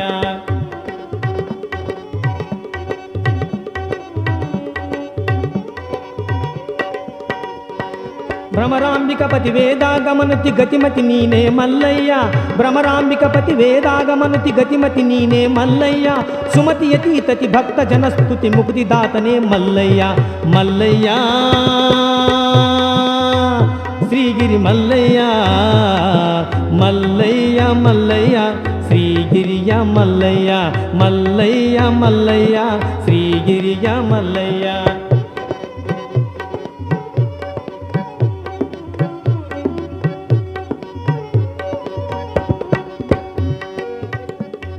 ಭಕ್ತ ಪಾಲಕ ಲೋಕನಾಯಕ ಮುಕ್ತಿದಾಯಕ ಮಲ್ಲಯ್ಯ, ಭಕ್ತ ಪಾಲಕ ಲೋಕನಾಯಕ ಮುಕ್ತಿದಾಯಕ ಮಲ್ಲಯ್ಯ. ಚಿಕ್ಕಮಣ್ಣೂರ ಈಶನ ದಾಸನ ಪೋಷಕ ನೀನು ಮಲ್ಲಯ್ಯ, ಮಲ್ಲಯ್ಯ ಮಲ್ಲಯ್ಯ ಶ್ರೀಗಿರಿಯ ಮಲ್ಲಯ್ಯ, ಮಲ್ಲಯ್ಯ ಶ್ರೀಗಿರಿ ಮಲ್ಲಯ್ಯ, ಮಲ್ಲಯ್ಯ ಶ್ರೀಗಿರಿ ಮಲ್ಲಯ್ಯ. ಅಲ್ಲಿಗಿಲ್ಲಿ ಎಲ್ಲಲ್ಲಿ ತುಂಬಿರುವೆ ನೀನೇ ತಂದೆ ಮಲ್ಲಯ್ಯ, ಅಲ್ಲಿಗಿಲ್ಲಿ ಎಲ್ಲಲ್ಲಿ ತುಂಬಿರುವೆ ನೀನೇ ತಂದೆ ಮಲ್ಲಯ್ಯ. ಮಲ್ಲಯ್ಯ ಮಲ್ಲಯ್ಯ ಶ್ರೀಗಿರಿಯ ಮಲ್ಲಯ್ಯ, ಮಲ್ಲಯ್ಯ ಮಲ್ಲಯ್ಯ ಶ್ರೀಗಿರಿಯ ಮಲ್ಲಯ್ಯ, ಶ್ರೀಗಿರಿಯ ಮಲ್ಲಯ್ಯ, ಶ್ರೀಗಿರಿಯ ಮಲ್ಲಯ್ಯ. ಶ್ರೀಗಿರಿ ಮಲ್ಲಯ್ಯನ ಧ್ಯಾನವನ್ನು ಮಾಡುತ್ತಾ ಭಕ್ತಕೋಟಿ ಉಘೇ ಉಘೇ ಅಂತ ಜೈಕಾರ ಮಾಡುತ್ತಾ ಈ ಪ್ರಕಾರವಾಗಿ ಭಜನೆ ಮಾಡುತ್ತಾ ಜನಗಳು ಸಾಗುತ್ತಿರುವಾಗ ಇದನ್ನು ನೋಡಿದ ಗೊಲ್ಲಾಳನಿಗೆ ಬಹಳ ಅಗಾಧವಾಗಿದೆ, ಆನಂದವಾಗಿದೆ. ಸನಿಹಕ್ಕೆ ಬಂದು ಹತ್ತಿರಕ್ಕೆ ಬಂದು ಆ ಪರಶಿಯವರನ್ನು ಕೇಳ್ತಾನೆ, ಅಪ್ಪ ಅಣ್ಣ ನೀವೆಲ್ಲ ಎಲ್ಲಿಗೆ ಹೋಗುವಿರಿ, ಹೀಗೇಕೆ ಚೀರಾಡುವಿರಿ ಎಂದು ವಿನಯದಿಂದ ಕರಜೋಡಿಸಿ ಕೇಳಿದಾಗ ಅದರಲ್ಲಿ ಕೆಲವು ಮಂಗ್ಯಾನ ಗುಣದವರು, ಎಲ್ಲ ಕಡೆ ಇರ್ತಾರೆ ಮಂಗ್ಯಾನ ಗುಣದವರು, ಅಲ್ಲೇ ಅಂತಲ್ಲ ಇಲ್ಲೇ ಅಂತಲ್ಲ ಎಲ್ಲ ಕಡೆ ಇದ್ದೇ ಇರ್ತಾರೆ, ಅವರಿದ್ದರೆ ಬಹಳ ಚಂದ. ಮಹಾಭಾರತ ಕಾಲಕ್ಕೆ ಶಕುನಿ ಇದ್ದರೆ ಮಹಾಭಾರತಕ್ಕೆ ಬೆಲೆ ಬಂತು, ರಾಮಾಯಣ ಕಾಲಕ್ಕೆ ರಾವಣ ಇದ್ದರೆ ರಾಮಾಯಣ ಕಾಲಕ್ಕೆ ರಾಮನ ಚರಿತ್ರೆಗೆ ಬೆಲೆ ಬಂತು. ಹಾಗೆ 12ನೇ ಶತಮಾನದಲ್ಲಿ ಬಸವಣ್ಣವರ ಕಾದೊಳಗೆ ಕೊಂಡಿ ಮಂಚಣ್ಣ ಇದ್ದು ಅಂದರೆ ಬೆಲೆ ಬಂತು. ಹಂಗೆ ಶ್ರೀಶೈಲಕ್ಕೆ ಹೋಗುವಂಥ ಜನಸಮೂಹದಲ್ಲಿ ಒಬ್ಬ ಮಂಗ್ಯಾನ ಗುಣದವರು ಇದ್ದರು. ಏ ಹುಚ್ಚ, ಏ ಮಬ್ಬ, ನಾವು ಹೋಗೋದೇನು ಕೇಳ್ತಿ, ನಿನಗೇನು ಗೊತ್ತಾಗ್ತದೆ ಎಂದು ಬೆದರಿಸಿದರು. ಬೆದರಿಸಿ ಮುಂದೆ ಸಾಗುತ್ತಿರುವಾಗ ಅವರಲ್ಲಿ ಒಬ್ಬ ವೃದ್ಧ ಜಂಗಮ ಶಿವನಾಮ ಸ್ಮರಣೆಯನ್ನು ಗೈಯುತ್ತಾ ಸಾಗುವುದನ್ನು ನಮ್ಮ ಚರಿತ್ರ ನಾಯಕ ನೋಡಿ ಅವರ ಹತ್ತಿರ ಹೋಗಿ ಎಲ್ಲ ವಿಚಾರವನ್ನು ಕೇಳಿದಾಗ ಆ ವೃದ್ಧ ಜಂಗಮ ಕನಿಕರದಿಂದ, ತಮ್ಮ ಇಷ್ಟು ಭಕ್ತಿಯನ್ನು ಕೇಳುತ್ತಿರುವೆಯಲ್ಲೋ, ನೀನು ಯಾರು, ನಿನ್ನ ಹೆಸರೇನು ಅಂದಾಗ, ತಾತ ಮುತ್ಯ ನನ್ನ ಹೆಸರು ಗೊಲ್ಲಾಳ, ಅಲ್ಲಿ ಕಾಣುವುದೇ ನನ್ನ ಕುರಿ ಹಟ್ಟಿ, ನಾನಿರುವುದೇ ಅಲ್ಲಿ, ಈಗ ತಾವು ಎಲ್ಲಿಗೆ ಹೊರಟಿರುವಿರಿ ಹೇಳಬೇಕೆಂದಾಗ ಜಂಗಮನು ಹೇಳ್ತಾರೆ, ನೋಡು ಗೊಲ್ಲಾಳ, ನನ್ನ ಹೆಸರು ನಂದಯ್ಯ ಅಂತ, ನಾವು ಪ್ರತಿ ವರ್ಷ ಶ್ರೀಗಿರಿ ಯಾತ್ರೆಗಾಗಿ ಕಂಬಿಗಳ ಸಮೇತವಾಗಿ ಹೋಗುತ್ತೇವೆ. ಅಲ್ಲಿ ಜಗದೊಡೆಯನಾದ ಶಿವನು ಅಲ್ಲಿ ಮಲ್ಲಿಕಾರ್ಜುನ ಎಂಬ ನಾಮದಿಂದ ಲಿಂಗರೂಪವಾಗಿದ್ದಾನೆ. ಅಂಥ ಮಹಿಮಾಮೂರ್ತಿಯ ಲಿಂಗ ದರ್ಶನ ಪಡೆದು ಪುನೀತರಾಗಿ ಬರುತ್ತೇವೆ ಎಂದಾಗ ಲಿಂಗ ದರ್ಶನವೆಂದ ಕ್ಷಣವೇ ಗೊಲ್ಲಾಳನಲ್ಲಿ ಭಕ್ತಿ ಉಕ್ಕೇರಿದೆ. ಆಗ ಜಂಗಮನು ಹೇಳುತ್ತಾನೆ, ಹೌದಪ್ಪ ಭಯಭಕ್ತಿಯಿಂದ ನಡೆದರೆ ಬೇಡಿದ ವರಗಳನ್ನು ಕೊಟ್ಟು ಕಾಪಾಡುವನು ಆ ಮಹಾಮಲ್ಲೇಶನು. ಆ ಲಿಂಗವೆಂದರೆ ಸಾಮಾನ್ಯವಾದುದಲ್ಲ ಗೊಲ್ಲಾಳೇಶ. ಇಲ್ಲಿ ನಾವು ಸ್ವಲ್ಪ ವಿಚಾರ ಮಾಡಬೇಕು. ಯಾಕೆಂದರೆ ಶಿವಶರಣಿ ಹೇಮರೆಡ್ಡಿ ಮಲ್ಲಮ್ಮ, ಶಿವಶರಣಿ ವೀರ ವಿರಾಗಿಣಿ ಅಕ್ಕ ಮಹಾದೇವಿ, ಸಮತೆಯ ಗಾರುಡಿಗ ಶಿವಯೋಗಿ ಸಿದ್ದರಾಮೇಶ್ವರರು, ಜಂಗಮ ಪುಂಗವ, ಮಾಯನ್ನು ಮೀರಿ ನಿಂತ ಅಲ್ಲಮ ಪುರದೇವ, ಇವರೆಲ್ಲರೂ ಶ್ರೀಗಿರಿ ಮಲ್ಲಿಕಾರ್ಜುನನು ಧ್ಯಾನಿಸಿ ಮುಕ್ತಿಯನ್ನು ಪಡೆದವರು. ಶ್ರೀಗಿರಿ ಮಲ್ಲಿಕಾರ್ಜುನ ಸ್ಥಾನ ಪರಮ ಪವಿತ್ರವಾದದ್ದು. ಲಿಂಗಮಯವಾದ ಶ್ರೀಗಿರಿಯ ಕೈಲಾಸವೇ ಸರಿ ಇರಲಿ. ಇಲ್ಲಿ ನಮ್ಮ ಗೊಲ್ಲಾಳೇಶ್ವರನಿಗೆ ನಂದಯ್ಯನವರು ಶ್ರೀಶೈಲದ ಮಹಿಮೆಯನ್ನು ವರ್ಣನೆ ಮಾಡಿ ಹೇಳಿದಾಗ ಗೊಲ್ಲಾಳ ಅಂತಾನೆ, ಹಾಗಾದರೆ ನನಗೂ ಲಿಂಗ ದರ್ಶನವಾಗಬಹುದೇ? ಅಪ್ಪ, ನಿನಗೂ ಲಿಂಗ ದರ್ಶನವಾಗಬಹುದು, ಇದರಲ್ಲಿ ಸಂಕೋಚ ಬೇಕೆ? ಬುದ್ಧಿ, ನಾವು ಕುರುಬರವರು, ಹಾಲುಮತದವರು. ಇದನ್ನು ಕೇಳಿದ ನಂದಯ್ಯ, ಯಪ್ಪ, ಯಾತರದ ಹೂವಾದರೇನು ನಾತರದು ಸಾಲದೆ, ಜಾತಿ ವಿಜಾತಿ ಎನಬೇಡ, ಜಾತಿ ಹೀನದ ಮನೆ ಜ್ಯೋತಿತಾ ಹೀನವೇ, ಭಾವ ಶುದ್ಧ ಇದ್ದರೆ ಭಾಗ್ಯದ ಬಾಗಿಲು ತೆರೆದಂತೆ ಗೊಲ್ಲಾಳ. ಹಾಗಾದರೆ ನನಗೂ ಒಂದು ಲಿಂಗವನ್ನು ತಂದು ಕೊಡುವಿರಾ ಸ್ವಾಮಿಗಳೇ? ಆಗಲೆಪ್ಪ, ನಿನಗೂ ಒಂದು ಲಿಂಗವನ್ನು ತಂದು ಕೊಡುತ್ತೇವೆ. ನಿನ್ನಂಥ ಭಕ್ತನಿಗಲ್ಲದೆ ಇನ್ನಾರಿಗೆ ಕೊಡಬೇಕು, ತಂದು ಕೊಡುತ್ತೇನೆ, ಆದರೆ ದಕ್ಷಿಣೆ ಕೊಡಬೇಕು. ಅದಕ್ಕೆ ವಿಚಾರ ಮಾಡಿರಿ. ಹಣಕ್ಕೇನು ಕೊರತೆ ಇಲ್ಲ ತಂದೆ, ಹಿರಿಯರು ಗಳಿಸಿಟ್ಟ ಈ ದ್ರವ್ಯವನ್ನು ನನ್ನ ಹಟ್ಟಿಯಲ್ಲೇದೆ, ಈಗಲೇ ತಂದು ಕೊಡುವೆ ಎನ್ನುತ್ತಾ ಓಡುತ್ತಾ ಹಟ್ಟಿಗೆ ಹೋಗಿ ಹುಗಿದ ಹೊನ್ನಿನ ಬಿಂದಿಗೆಯನ್ನು ತಂದು ನಂದಯ್ಯನ ಎದುರಿಗೆ ಇಟ್ಟು ಕೈಮಿಗಿದು, ಪೂಜ್ಯರೇ, ಈ ದಕ್ಷಿಣೆಯನ್ನು ಸ್ವೀಕರಿಸಿ, ಆದರೆ ಬರುವಾಗ ಲಿಂಗ ಮಾತ್ರ ಮರೆಯಬಾರದು ಅಂದ. ನೋಡು ಗೊಲ್ಲಾಳ, ಲಿಂಗ ಭಕ್ತಿ ಬಹಳ ಶ್ರೇಷ್ಠವಾದದ್ದು. ಲಿಂಗವೇ ತಾನೇ ಲಿಂಗವಾಗಿ ಪೂಜಿಸ್ತಕ್ಕಂಥ ಗೊಲ್ಲಾಳನ ಭಕ್ತಿಗೆ ಮೆಚ್ಚಿದ. ನೋಡಿ, ನಾವು ಕಟ್ಟಿಕೊಂಡ ಲಿಂಗ ಗೂಟಕ್ಕೆ ಹಾಕ್ತೀವಿ, ಪೂಜಾ ಮಾಡೋದಿಲ್ಲ, ಏನೇನೂ ಮಾಡೋದಿಲ್ಲ, ಭಸ್ಮ ಹಚ್ಚೋದಿಲ್ಲ, ರುದ್ರಾಕ್ಷಿ ಹಾಕೋದಿಲ್ಲ. ನಮ್ಮ ಶರೀರವನ್ನು ನಾವು ಮೇಕಪ್ ಮಾಡ್ಕೊಳ್ಳೋ ಸಲುವಾಗೇ ಒಂದು ಗಂಟೆ ಕಳಿತೀವಿ. ಧರ್ಮ, ತತ್ವ, ನ್ಯಾಯ, ನೀತಿ, ಲಿಂಗ ಪೂಜೆ, ಅನುಷ್ಠಾನ, ಗುರು ಇವನ್ನು ನಾವು ಮರ್ತಿದ್ದೇವೆ. ಅದಕ್ಕೆ ನೀವೆಲ್ಲರೂ ಈ ಗೊಲ್ಲಾಳೇಶ್ವರನ ಚರಿತ್ರೆಯನ್ನು ಕೇಳಿ ಆದರೂ ಕೂಡ ಲಿಂಗವನ್ನು ಧರಿಸಬೇಕು. ಇದೇ ಮಾತನ್ನು ನಂದಯ್ಯ ತನ್ನ ಕಣ್ಮನಗಳನ್ನು ತಾನೇ ನಂಬದಾದ. ಇಂಥ ಭಕ್ತನಿವನು ಎಷ್ಟು ಲಿಂಗ ಪ್ರೇಮಿ ಎನ್ನುತ್ತಾ ಹೊನ್ನಿನ ಬಿಂದಿಗೆ ತನ್ನ ಜೋಳಿಗೆಯಲ್ಲಿಟ್ಟುಕೊಂಡು ಕಾವಡಿಯನ್ನು ಹೊತ್ತುಕೊಂಡು ಹೋಗುತ್ತಿರುವಾಗ ನಂದಯ್ಯನನ್ನು ನೋಡುತ್ತಾ ನಿಂತಿದ್ದಾನೆ ಗೊಲ್ಲಾಳ. ಪೂಜ್ಯರೇ, ಲಿಂಗ ತರಬೇಕು, ತರ್ತೀನಪ್ಪ. ಪೂಜ್ಯರೇ, ಮರೆಯಬಾರದು. ಮರೆಯುವುದಿಲ್ಲೋ ಗೊಲ್ಲಾಳ? ಮರೆಯುವುದಿಲ್ಲ, ತರ್ತೀನಿ. ಪೂಜ್ಯರೇ, ಏನಪ್ಪ ನಿಂದು? ಅಲ್ಲ, ತಾವು ಯಾವಾಗ ತಿರುಗಿ ಬರಬಹುದು? ನೋಡು ಗೊಲ್ಲಾಳ, ನಾವು ತಿರುಗಿ ಬರಬೇಕಾದರೆ 1 ತಿಂಗಳಾದರೂ ಬೇಕು. ಚೈತ್ರ ಮಾಸ ದವನದ ಹುಣ್ಣಿಮೆಗೆ ಬರುತ್ತೇವೆ ಎಂದು ಹೇಳಿ ನಂದಯ್ಯನವರು ಹೊರಟಿದ್ದಾರೆ. ಇತ್ತ ಗೊಲ್ಲಾಳೇಶ ತನ್ನ ಹಟ್ಟಿ ಹತ್ತಿರ ಬಂದು ತನ್ನ ಕಾಯಕದಲ್ಲಿ ನಿರತನಾದ. ದಿನಗಳು ಉರುಳಿದವು. ಚೈತ್ರ ಮಾಸ ಸಮೀಪ ಬಂದಂತೆಲ್ಲ ಗೊಲ್ಲಾಳೇಶನ ಮನಸ್ಸು ನಂದಯ್ಯನು ತರುವ ಲಿಂಗದ ಕಡೆಗೆ ಇದೆ. ಮನಸ್ಸು ಹರಿಬಿಡದೆ ಭಕ್ತಿಯಿಂದ ದಾರಿಯನ್ನು ನೋಡುತ್ತಿರುವಾಗ ದೂರದಲ್ಲಿ ಧೂಳು ಆಕಾಶವನ್ನೇ ಮುತ್ತಿದೆ. ಗಾಳಿಯಲ್ಲಿ ತೇಲಿ ಬರುವ ಜೈ ಜೈಕಾರ ಧ್ವನಿಯನ್ನು ಕೇಳುತ್ತಿಲ್ಲ. ಈ ಪ್ರಕಾರವಾಗಿ ಗೊಲ್ಲಾಳನ ಮನದಲ್ಲಿ ಹಿಗ್ತಾ ಇದ್ದಾನೆ. ಜೈಘೋಷವನ್ನ ಮಾಡ್ತಾನೆ. ನನ್ನಯ್ಯ ಬಂದ, ಲಿಂಗವನ್ನ ತಂದ ಎಂದು ಕುಣಿದಾಡ್ತಾನೆ. ಕುಣಿಯುತ್ತಾ ನಂದಯ್ಯನನ್ನು ಗುರುತಿಸಿ ಅವನ ಹತ್ತಿರ ಹೋಗುತ್ತಿರುವಾಗ ಇಲ್ಲಿ ಒಂದು ವಿಚಿತ್ರವಾದ ಘಟನೆ ಜರುಗ್ತಾ ಇದೆ. ಅದೇನೆಂದರೆ, ಶ್ರೀಶೈಲಕ್ಕೆ ಹೋದ ನಂದಯ್ಯನು ಹೊನ್ನಿನ ವ್ಯಾಮೋಹದಲ್ಲಿ ಗೊಲ್ಲಾಳನು ಹೇಳಿದ ಲಿಂಗವನ್ನೇ ಮರೆತು ಬಂದಿದ್ದ. ಗೊಲ್ಲಾಳನು ನೋಡಿದ ನಂದಯ್ಯನಿಗೆ ಏನು ಮಾಡಬೇಕೆಂಬುದೇ ತಿಳಿಯಲಿಲ್ಲ. ಇನ್ನು ಲಿಂಗ ಕೇಳುತ್ತಾನೆ. ಅವನಿಗೇನು ಹೇಳಬೇಕು ವಿಚಾರಿಸುತ್ತಿರುವಾಗ ಅವನಿಗೊಂದು ಸೂಕ್ತ ವಿಚಾರ ಹೇಳಿತದೆ. ಓಹೋ, ಇವನು ಮೊದಲೇ ಹಾಲಮತದವನು, ಲಿಂಗವಂತೂ ನೋಡಿಲ್ಲ ಅಂದವನೇ ಅಲ್ಲೇ ಬಿದ್ದಿರುವ ಕುರಿ ಹಿಕ್ಕಿಯನ್ನು ಲಿಂಗವೆಂದು ಕೊಟ್ಟರಾಯಿತೆಂದು ತನ್ನ ಎಡಗಾಲಿನ ಉಂಗುಷ್ಟದಿಂದ ಅಲ್ಲೇ ಬಿದ್ದಿರುವ ಕುರಿ ಹಿಕ್ಕಿಯನ್ನು ತೆಗೆದುಕೊಂಡು 2 ಹೆಜ್ಜೆ ಹೋಗುವಷ್ಟರಲ್ಲಿ ಗೊಲ್ಲಾಳನು ಬಂದು ನಂದಯ್ಯನವರಿಗೆ ನಮಸ್ಕರಿಸಿ ನಿಂತುಕೊಂಡು ಲಿಂಗವನ್ನು ಕೇಳುತ್ತಾನೆ. ಗುರುದೇವ, ನನ್ನ ಲಿಂಗಮೂರ್ತಿಯನ್ನು ತಂದಿರುವಿರ? ನಿನ್ನ ಲಿಂಗಮೂರ್ತಿ ತಂದಿರುವೆ, ಅವಸರ ಮಾಡಬೇಡ. ದೂರದಿಂದ ಬಂದಿರುವೆ, ಆಯಾಸವಾಗಿದೆ. ಆಯಾಸ ಪರಿಹರಿಸಿಕೊಂಡ ನಂತರ ನಿನಗೆ ಲಿಂಗವನ್ನು ಕೊಡುವೆ ಎಂದಾಗ, ಗುರುಗಳೇ, ನನ್ನ ಹಟ್ಟಿಯ ಕಡೆಗೆ ನಡೆಯಿರಿ, ಅಲ್ಲಿ ವಿಶ್ರಮಿಸಿರಿ. ಗೊಲ್ಲಾಳ, ಗಡಿಬಿಡಿ ಮಾಡಬೇಡ. ನಿನ್ನ ಲಿಂಗಮೂರ್ತಿ ಬಹು ಸೂಕ್ಷ್ಮವಾಗಿದ್ದಾನೆ. ಈ ಬಾಹ್ಯ ಚಕ್ಷುಗಳಿಂದ ನೋಡಿದರೆ ಲಿಂಗಯ್ಯನಿಗೆ ದೃಷ್ಟಿ ತಗುಲುತ್ತದಪ್ಪ. ಆದ್ದರಿಂದ ಅಂತರದೃಷ್ಟಿಯಿಂದ ಇವನನ್ನು ಕಾಣಬೇಕಾಗಿದೆ. ಹಾಗಾದರೆ ಕಣ್ಣು ಮುಚ್ಚುವೆ, ದಯಪಾಲಿಸಬೇಕೆಂದು ನನ್ನ ಮಂಗಳ ಮೂರ್ತಿಯನ್ನು ನೋಡಬೇಕೆಂದು ಕೈಚಾಚುವನು ಗೊಲ್ಲಾಳೇಶ. ಆಗ ನಂದಯ್ಯ ಗುರುಗಳು ತಮ್ಮ ಅಂಗೈಯಲ್ಲಿರುವ ಲಿಂಗವನ್ನು, ಅಂದರೆ ಕುರಿ ಹಿಕ್ಕಿಯನ್ನು ಕಣ್ಣು ಮುಚ್ಚಿ ಕುಳಿತುಕೊಂಡ ಗೊಲ್ಲಾಳನ ಕೈಯಲ್ಲಿ ಕೊಟ್ಟು, ಈ ಸೂಕ್ಷ್ಮವಾದ ಲಿಂಗವನ್ನು ನಿನ್ನ ಗೊಬ್ಬರ ಗುಂಪಿಯಲ್ಲಿಟ್ಟು ಪದ್ಧತಿ ಪ್ರಕಾರ ಷೋಡೋಪಚಾರಗಳಿಂದ, ಹೂಪತ್ರಿಗಳಿಂದ, ನಯಭಯ ಭಕ್ತಿಯಿಂದ ಪೂಜಿಸುತ್ತಾ ಹೋಗು.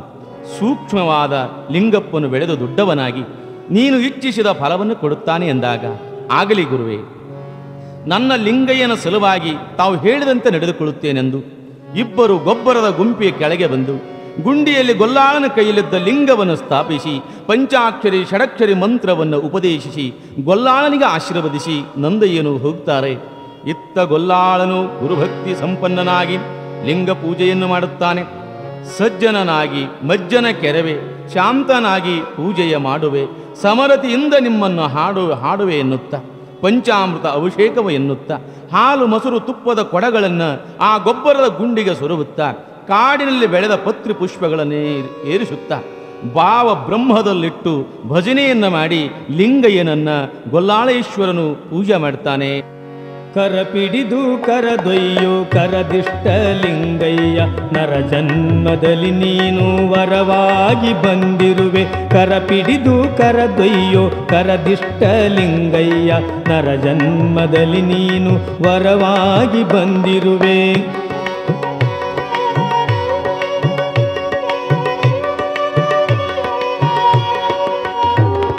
ಶಿರಧರ ಮನೆಯೊಳಗಿಂದ ಗುರುತಾನು ಕರೆತಂದು, ಶಿರಧರ ಮನೆಯೊಳಗಿಂದ ಗುರುತಾನು ಕರೆತಂದು ಶರಣ ಸತಿ ಸಂಭ್ರಮದ ಮದುವೆಯನು ಮಾಡಿದನು. ಶರಣ ಸತಿ ಸಂಭ್ರಮದ ಮದುವೆಯನು ಮಾಡಿದನು. ಕರಪಿಡಿದು ಕರದೊಯ್ಯೋ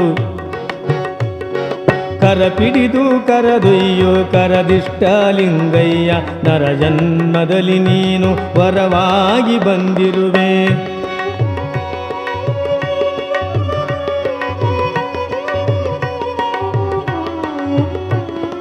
ಆಣವಾಧಿಕ ಮಲಗಳೆಲ್ಲವನು ನೀಗುತ್ತ ಸ್ಥಾನು ಸುಖ ಭೋಗವನು ಮಾನದಲೇ ಪಡೆಯಲ್ಕೆ. ಕರಪಿಡಿದು ಕರದೊಯ್ಯೋ ಕರದಿಷ್ಟ ಲಿಂಗಯ್ಯ, ನರ ಜನ್ಮದಲ್ಲಿ ನೀನು ವರವಾಗಿ ಬಂದಿರುವೆ. ಕರಪಿಡಿದು ಕರದೊಯ್ಯೋ ಕರದಿಷ್ಟ ಲಿಂಗಯ್ಯ, ಕರದಿಷ್ಟ ಲಿಂಗಯ್ಯ. ಈ ಪ್ರಕಾರವಾಗಿ ಲಿಂಗ ಪೂಜೆಯ ಧ್ಯಾನವನ್ನು ಮಾಡುತ್ತಾ ಹಾಡುಗಳನ್ನು ಹಾಡುತ್ತಾ ತನ್ನನ್ನೇ ತಾನು ಮರೆತು ದೇವಭಾವಿಯಾಗುವನು.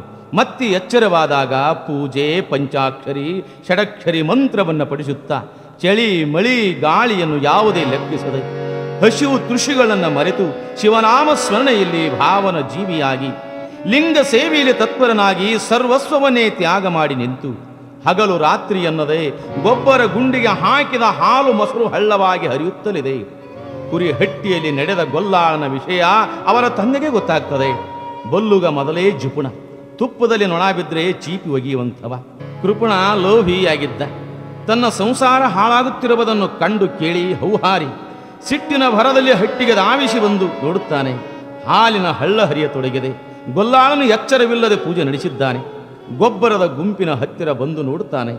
ಅಲಂಕೃತ ಪೂಜೆಯ ನೋಡಿ ನನ್ನ ಮಗನಿಗೆ ಹುಚ್ಚು ಹಿಡಿದಿದೆಯೋ ಏನೋ ಎಂದವನೇ, ಏ ಗೊಲ್ಲಾಳ ಏನಿದು ನಿನ್ನ ಹುಚ್ಚು ವ್ಯವಹಾರ ಎಂದವನೇ ಸಿಟ್ಟಿನಿಂದ ಚೀರಾಡುತ್ತಿರುವಾಗ, ಎಲ್ಲೋ ಗೊಲ್ಲಾಳ, ನೀನು ಮಾಡುವ ಆಟವೇನು, ನೋಡುವ ನೋಟವೇನು, ಮಗನೆಂದು ಮಮತೆ ತೋರಿಸಿದ್ದಕ್ಕಾಗಿ ನನ್ನ ಸಂಸಾರ ಹಾಳು ಮಾಡುತ್ತಿರುವಿಯಾ ಚಾಂಡಾಲ. ಇದನ್ನು ಕೇಳಿದ ಗೊಲ್ಲಾಳ ಅಂತಾನೆ, ಅಪ್ಪ, ನಾನು ನನ್ನದು ಎನ್ನುವುದು ಎಲ್ಲಿದೆ? ನಾನು ಆರೆಂಬುದನ್ನು ವಿಚಾರಿಸಿ ಸಂಸಾರವನ್ನು ಸಸಾರವನ್ನಾಗಿ ಮಾಡಿಕೊಂಡು ಹೋಗತಕ್ಕಂಥದ್ದು ನನ್ನದನ್ನುವುದು ಏನೂ ಇಲ್ಲೇ ಇಲ್ಲ.